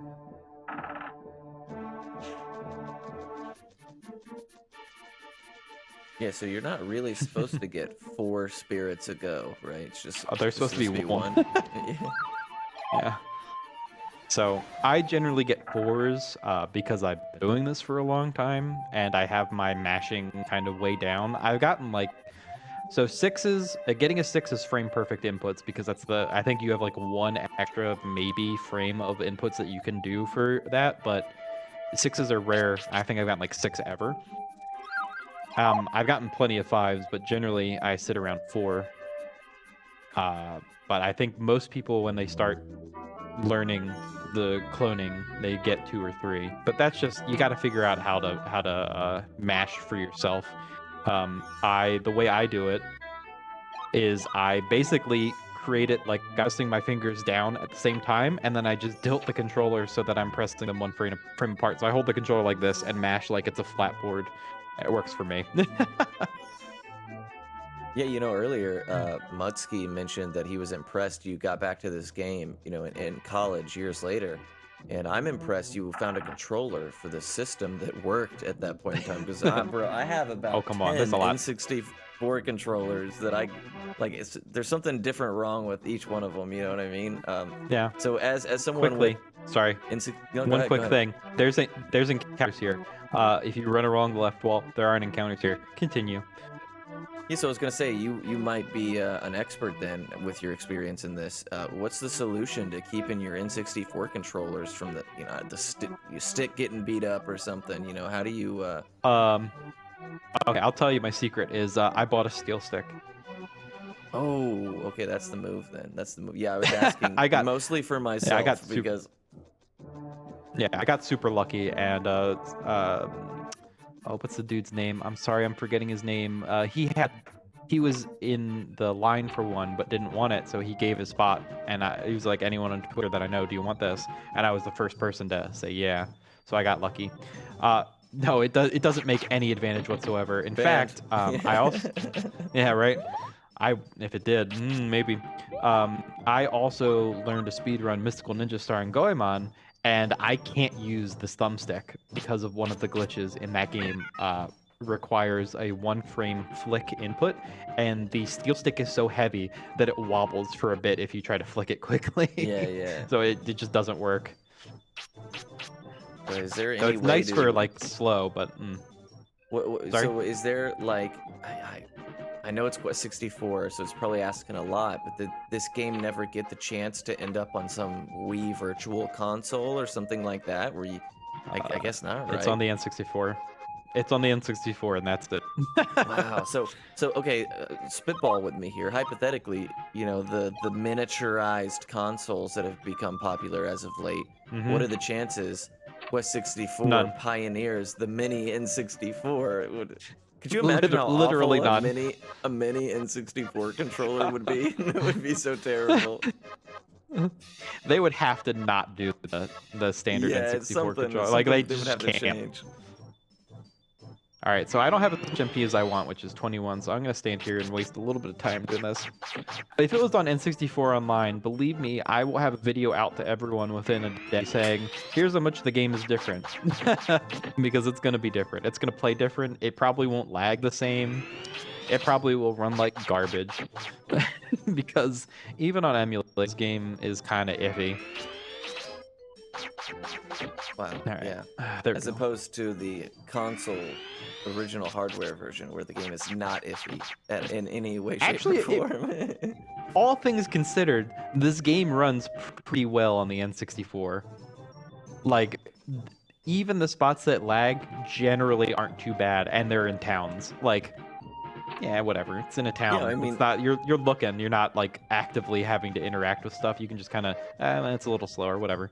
Yeah, compared to something like GoldenEye immediately comes to mind. Right. I remember way more significant lag in areas where there was like multiple enemies or multiple enemies attacking you or whatever.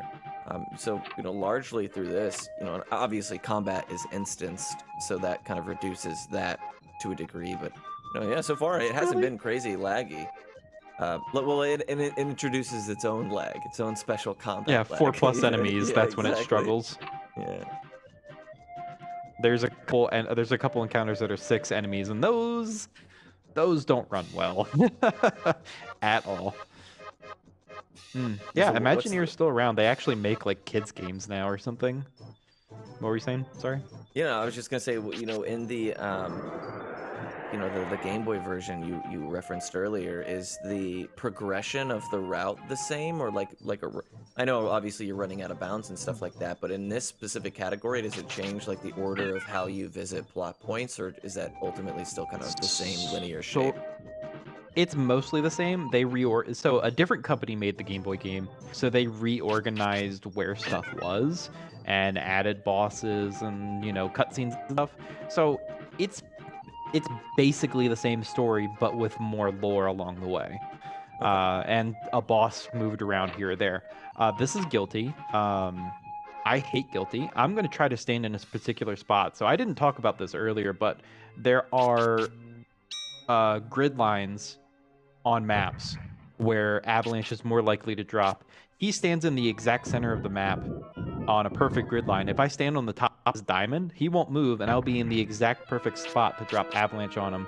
More likely to drop Avalanche on him, which is super convenient because this boss takes half damage. Him and Mammon have the neutral element, or, well, in this case, no element because they forgot to program it, but no element, so he takes half damage from all spells.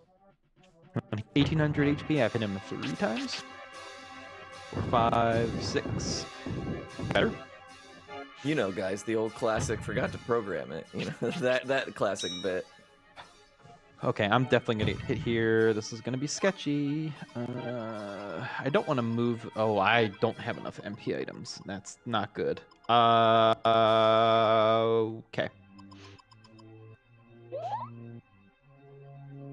We're gonna risk it.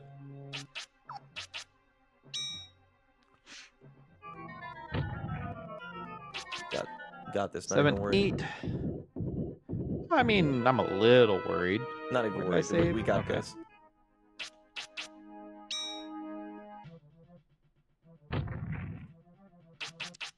9, 10, 11. Ooh. Those misses had me scared there for a second. –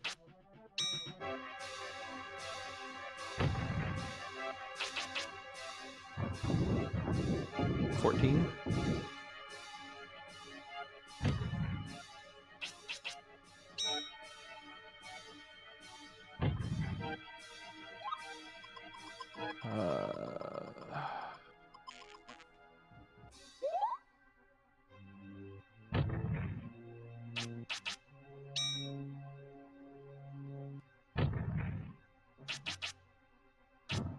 16. 2 more hits.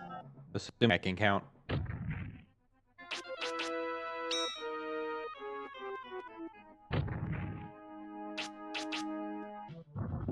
One more hit. He's dead. Boom. And Palmer, you had way more confidence than I did. Yeah, I was not even worried. Not in the slightest. You know, I was going to ask about MP items, though. You mentioned that. Like, what's the economy like in this game? Because is that something you can shop for? Is that, like, either hard to come by? What's... Economy. Good joke. So there are givers in towns that will give you an item if you do not have one. Monsters will drop an item if you don't have one. Otherwise, you get all your items from chests. And I've forgotten to grab a couple chests. So we are low on MP items. Thankfully, that was a 2 MP item guilty fight, which is fantastic. I'm probably going to have to do a confusion strat on Mammon, which isn't too bad, especially since we have way more HP and defense than we normally would.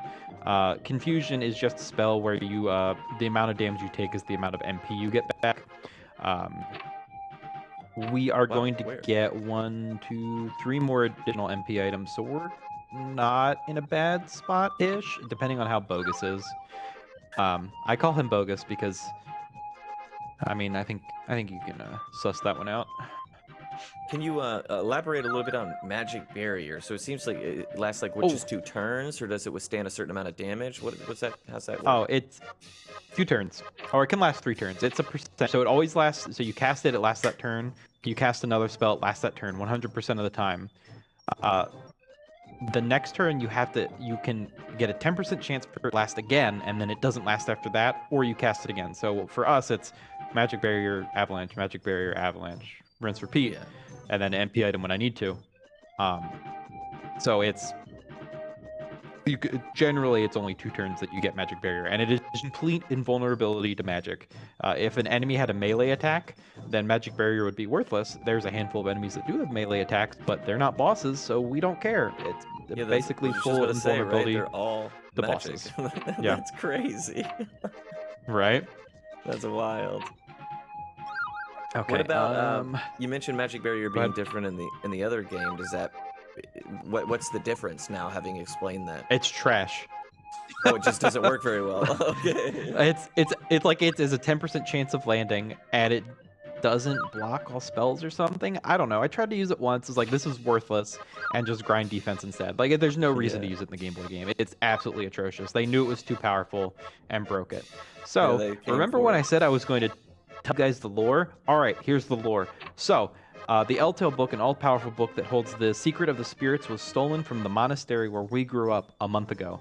Our dad, a great spirit tamer, that's what the wizard is called in this game, went after the book. Our dad's been gone for a month. The Grand Abbot had a dream and sent us, his 10-year-old boy, after him. We're going to get our father and get the Eltail book back. That's it. That's the lore. How good is this book? Like, it better be like a... It's all-powerful. Also, this is a glitch. I'm a chest, so this is now chest 64. And that's the run, folks. Have a good one. Yeah. All right. See ya.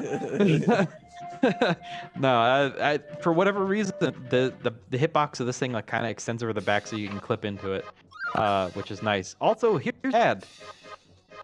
Bye, Dad. So we just leave Dad there because he sucks. Yeah, he's not very useful in that instance. That's for sure. Also, his name's wrong, so they call him Bartholomew everywhere else, but if you talk to him, his name's just Bart. So yeah, hi, bye, Dad. Cause you know, whatever. He's just there suffering, and you're just like, all right, see ya. So you'd spend the whole time trying to catch your dad and just leave him there to die. because Got a whole we're a world to bad save. son. Yeah. Right? So this is bogus. He's annoying because he has the width of Nepti's hitbox, but he's like longer front to back. I call this the Kobe. May he rest in peace. Wow, that was a crazy green laser beam he shoots. That is Yep. nuts looking. That looks. That is his. That's the stronger attack, which I kind of don't mind him doing because it means he's not moving. I want to set up in a particular spot. Hopefully, we'll get lucky. I'll take 2 hits. That's not bad. Okay, good. I want him to use that sword because that means he's not going to move. So we have him pretty much where I want him to be, and now we just have to have Avalanche hit him. So we've done about 1,000 damage. He has about 1,900 HP, from what I recall. I have the mint leaves, right? Yeah, I'm going to use that first.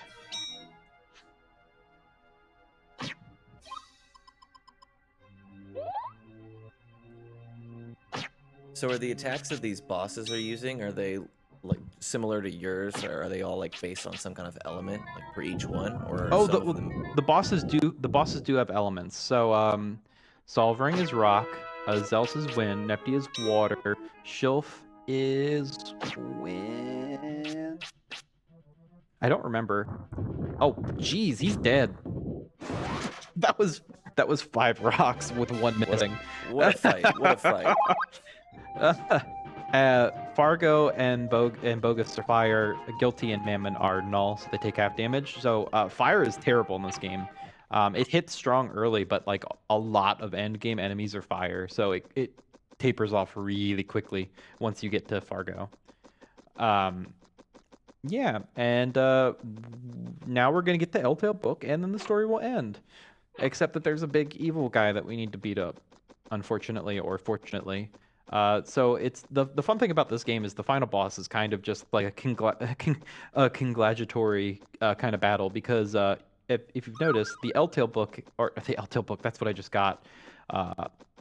The Avalanche spell is a very large area spell, and Mammon is humongous, as you'll see in a moment. So it's kind of hard for Avalanche to miss. So it's pretty much just, you know, kind of like a barn door. You can't miss, or the broadside of a barn rather. That's pretty. Right, so here's the creepy world. To the Game Boy version, right? I remember the fight in that one was actually kind of a toughie, isn't it? At the Sort of. It's only because Magic Barrier doesn't exist in the Game Boy game. Oh, true. Yeah. I would say the Game Boy fight is kind of easier. So the fun thing about the Game Boy game is if you can manip bosses' attacks. It's unique to each time you enter the fight. Usually, there's certain bosses that have certain spots where you can always manip a thing. But like most bosses, you can generally, if you do if you hold left when a boss starts his turn, he'll do the same spell every time during that fight. Also, remember this room. You'll see it again. But in Mammon's case, if you stand in a particular spot, he'll shoot his laser, and you can dodge it. You can just run out of it while he's starting to cast the spell. So you can theoretically manip him to always do the laser spell, which is really easy to dodge. But you have to stand in a specific spot, and you have to wait a certain amount of frames before you start moving. And it's kind of tight. But if you do that, he's a joke. Wow, this might be the most N64 area I have ever seen in my life. Yeah, right? The checkerboard, it gave me very Mario vibes. Like people in chat I saw were mentioning it. That is a man, it doesn't get much more, original, high quality N64 content. How's the that's beautiful. Right. How is the Crash showcase coming along? Because once Mammon's dead, which is like 3 minutes away, we're done. So we are still right around $100 short on the Crash Showcase, so we still need to get a couple of donations in for that. So if you guys have been enjoying this run, please drop a donation if you are able. Just as a reminder, we are raising money for NAMI, the National Alliance on Mental Illness, which is the nation's largest grassroots mental health organization. NAMI provides advocacy, education, support, and public awareness to improve the lives of all individuals and families affected by mental illness. NAMI exists to ensure that no one is alone on their mental health journey. So if you've been enjoying this run like we have, please, if you're able to, toss a donation and put it towards the crash incentive, because we're so close to meeting that, and it would be awesome to get to see that and kind of cap off a pretty solid time with Bing, Palmer, and the crew. Those were pinheads. You see how much HP I have left? They're terrifying. If this is any percent where we don't grind defense and don't fight Shilf and Fargo, I would be dead. they do so much damage. There's been a lot of world record pace runs where I am like right at a door and a pinhead's like, hey, guess what? Runs over, and there's nothing you can do about it. Which sucks, but you know, it's the way it goes. Yeah, that's terrifying, and I hate it. I feel like you've gone through multiple different types of ecosystems in this area. It's gone from like dark and spooky to like now it's like a little bit of a park. It's supposed to be Mammon's jail.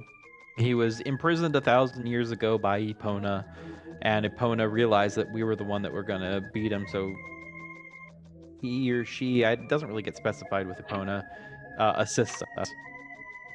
Epona is, you know, Ocarina of Time stole the name from this game. Hey, look, it's this room again, but slightly different colored. Patting anyone? Yes, Epona, the magician that is at least 1,000 years old. This game came out before Ocarina of Time. You know, this game is breaking new ground. Yep, yeah, this is right? Essentially, yep. I mean, I see I see how this game basically was the foundation. They probably scrapped the game because they were like, no, we got it, we figured it out, and that's what led to, you know, the incredible games they came out with afterwards. So, not a reach to say that, you know, Quest 64, you know, kind of the reason for Ocarina of Time. You know, there's a correlation there, maybe. That's somewhere, true. perhaps, kind of.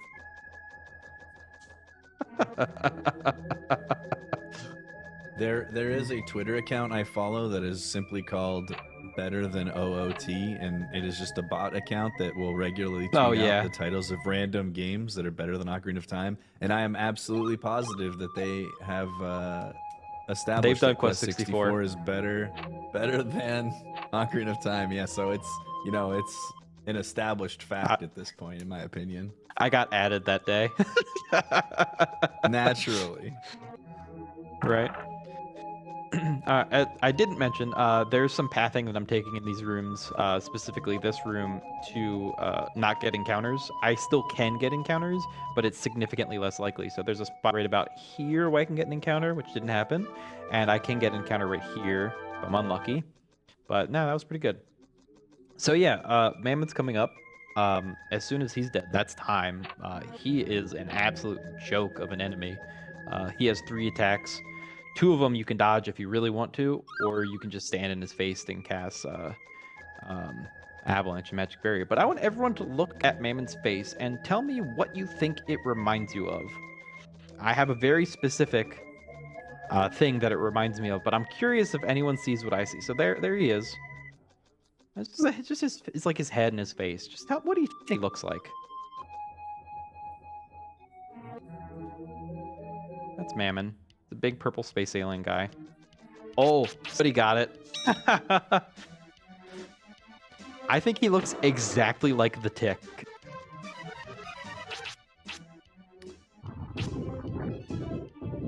That was 4. I actually I was thinking Annoyed like is a good one, the demon-looking thing from Fantasia, if you know what I'm talking about. Also makes appearance in one of the Kingdom Hearts games. It's like very large in the same way. I just like how purple he is. I think it's a beautiful shade of purple. He's basically just a purple space alien, right? Yeah, looks great. Alright, so I think we're at 7. After 4 hits, you can only hear 5th or more hit. You can't actually see the damage numbers because he's too high up. That was 5, so I think we're at 12.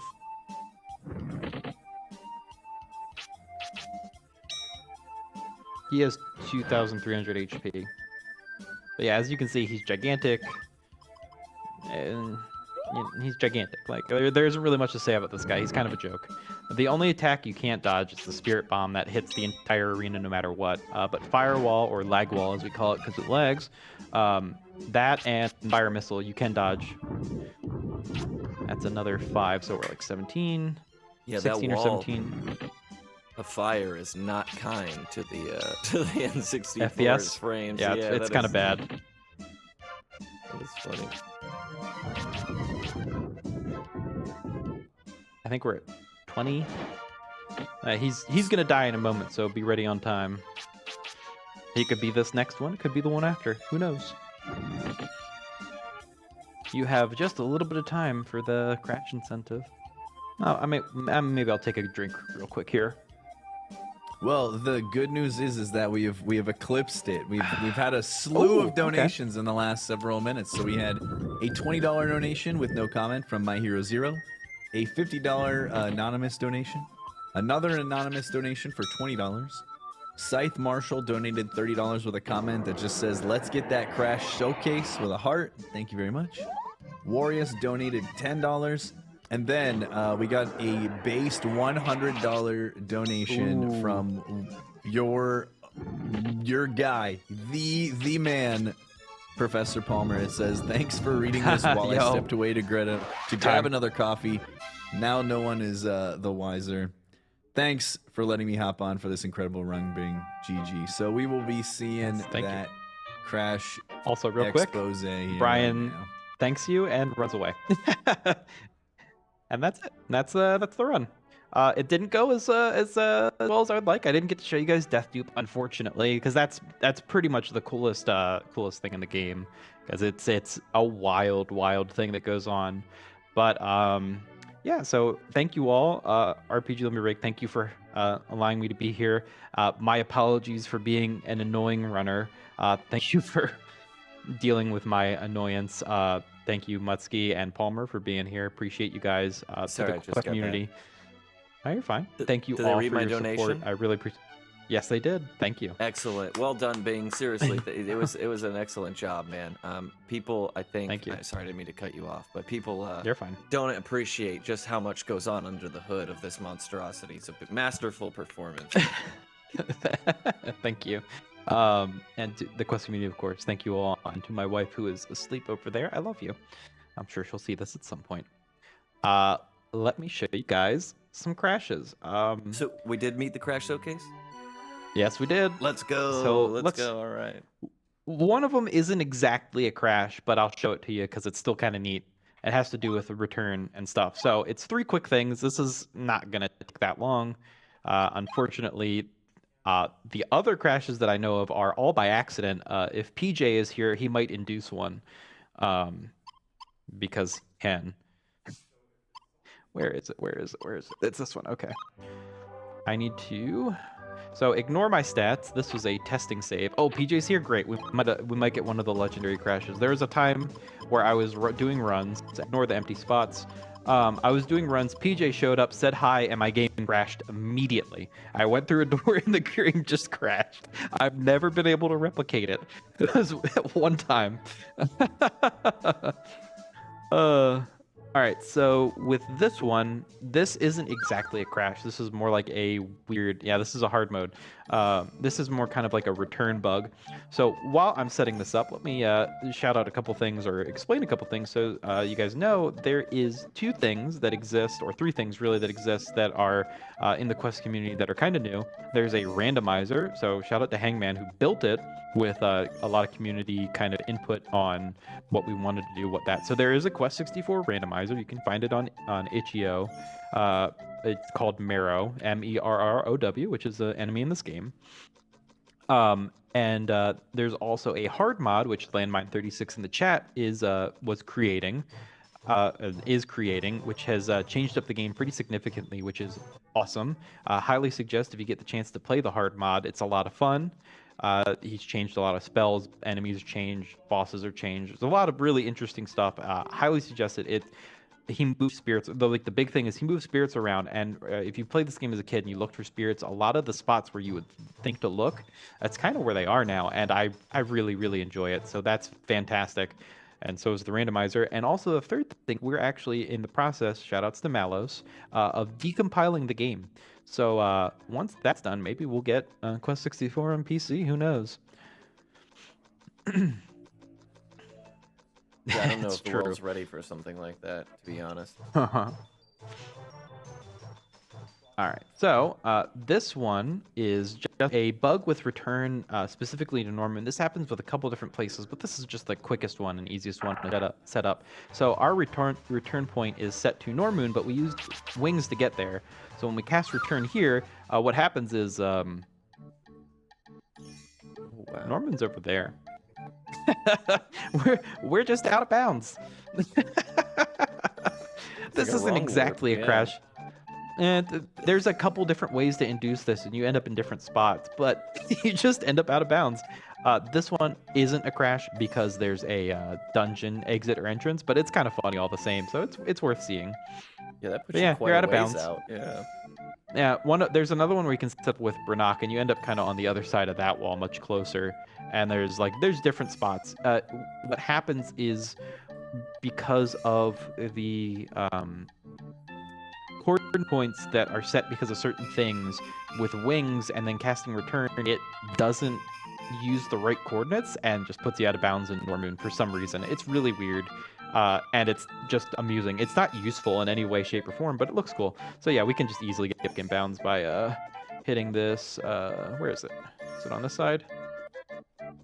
There it is. And then we can just back in bounds, easy peasy. So yeah, that is that. The second one is a soft lock. So I talked about how there was 2 spots in the game where you can walk out of bounds. The other one was in Bogus's room, and I'll show you that now. Which save is that? That should be the one that's in Brannock. This one, I think. Yeah, it's this one. I think. Yeah. We'll find out in a second. It doesn't really matter a whole lot if Bogus is there or not. But this one is this is a soft block. This is not a full hard crash. Fortunately, the vast majority of hard crashes are dumb luck or PJ. Just existing nearby a console. So this one is just a soft lock in Bogus's room. So there's I was talking about how you can walk out of bounds in a corner. There's 2 pillars on either side of Bogus when you get in that room. The one to the left, right next to the path that you walk across. Hello, music.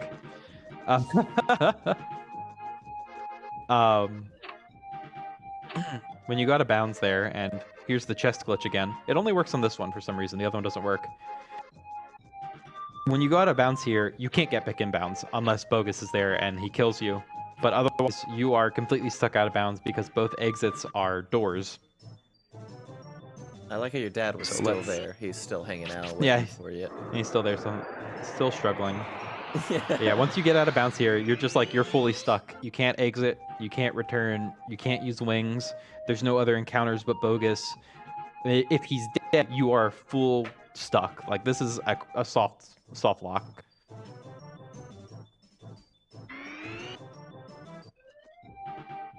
Alright, so okay, good. I did kill him on this save.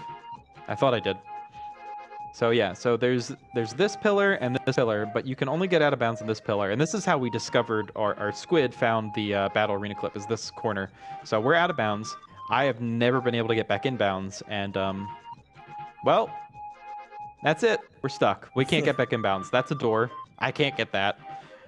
That's a door up there. I can't get that. I've tried every corner. I was just curious, but yeah, this is a full crash. You can't even, these doors, their hitboxes are not there. The Game Boy save window? I don't. That I looks, think they might that's- have accidentally. Yeah, that is a. Where's the save window? Is it? Or is it gone now? To the Go ahead. in this zone, this trick of being soft locked from getting out of bounds in an area like that, is that is that exclusive to this area, or are there, are the soft locks from out of bounds pretty much anywhere you can get out of bounds? Like, is it more likely to get stuck than it is to find something useful out of bounds? Yeah, this is the only one of two spots that we found where you can actually just clip out of bounds without an encounter, and then this is it. So if Bogus is there, you're stuck. That's it. So you have to reset. And then the last one, and the best and most amusing one, is more of a warning to anyone who plays this game, but is also kind of funny.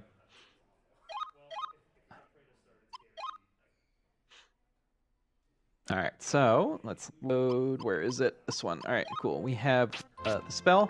We're going to make our way down to Blue Maze, and we're going to look for a very particular encounter. And I'm actually going to take my memory card out before I do this, just in case.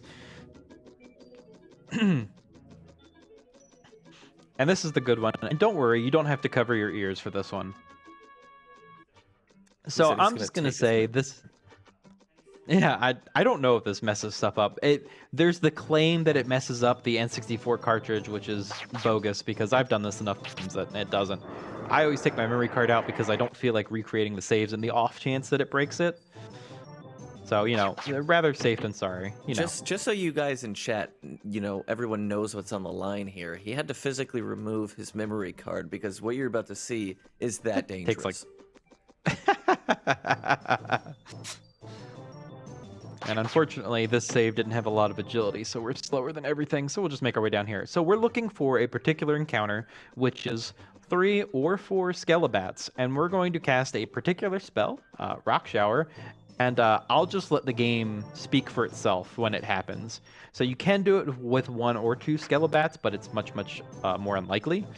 But 3 or 4 is guaranteed. I think 3 is like a 90% chance that it does what it does.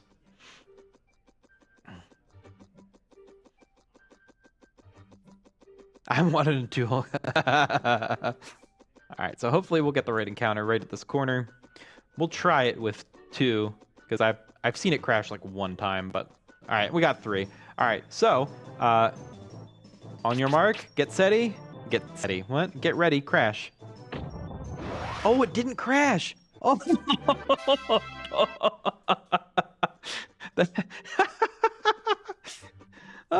Well, that's what Rock Shower does normally. Oh my god. Oh, okay, it crashed with 2. Yeah, it's hard locked. There's no way out of this. This is it. There's nothing. I can't do anything. What an incredible showcase. You guys got to see both versions. Where else are you going to get this level of Quest 64 content? Well done, Bing. Excellent showing. Thank you.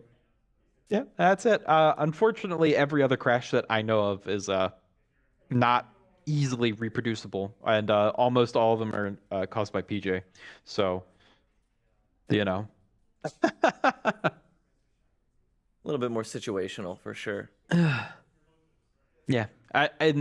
We think the reason that this crashes is because Blue Cave is by and far the largest map in the game, and Rock Shower is a lot of polygons, and Skelebats are a lot of polygons, so kablooey. Yeah, so thank you all for having me. I hope you enjoy the rest of RPG Limit Break, and I hope all the rest of the runners have good luck. Thank you.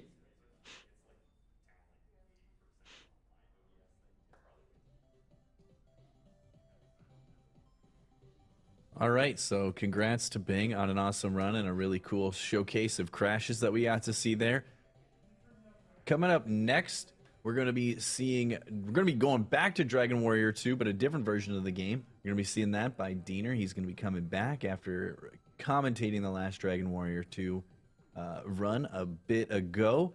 And I'm going to be done for the night with hosting, so I'm going to be passing it off to a good friend of mine who is called RP Priya. So give her some love and get excited for her to be hosting this next run because she is an absolutely phenomenal person.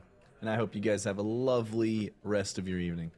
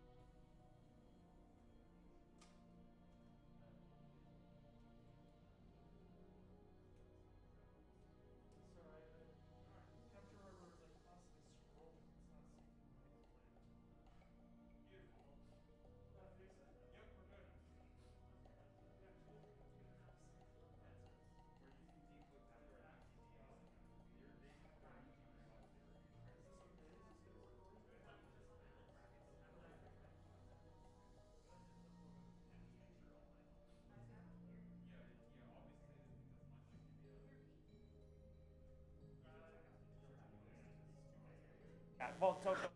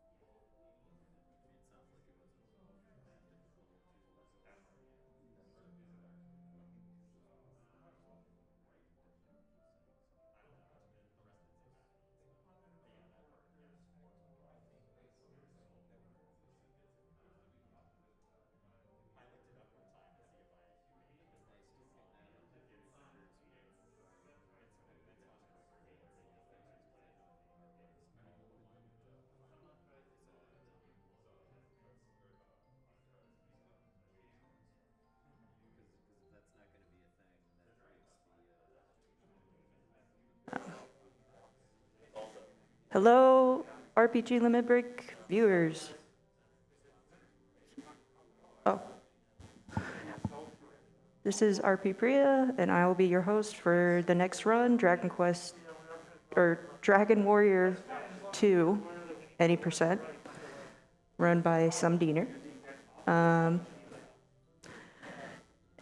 my name is RP Priya, she, her, and this is my first time reading donations. It's good to be here. I'm excited, but I'm nervous. So, at the beginning of Dragon Warrior 2, we're going to be cutting off the name incentives. So if you want to name the Prince of Canuck, the Prince of Laurasia, or the Princess of Moonbrook, get your donations in now.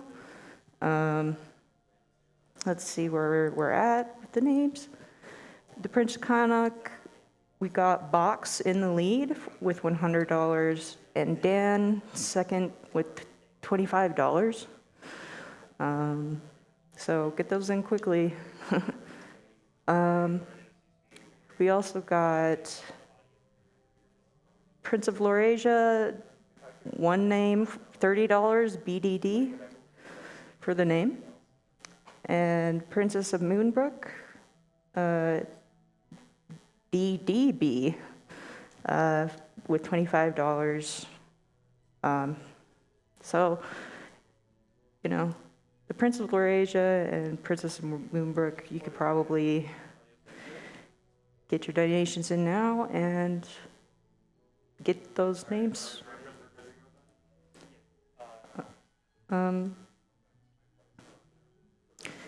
And at the end of this run, prizes are being cut off. So if you want these prizes that I'm about to list, go ahead and get your donations in now. We got Dragon Quest V DS, donated by Miria. That's a $20 minimum donation.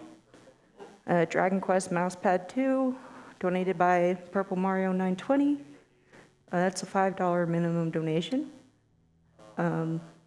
And a Kenshin Dragon Quest game, donated by Hoishin, at a $10 minimum donation. So those prizes will end at the end of this run, so get your donations in now. Maybe get the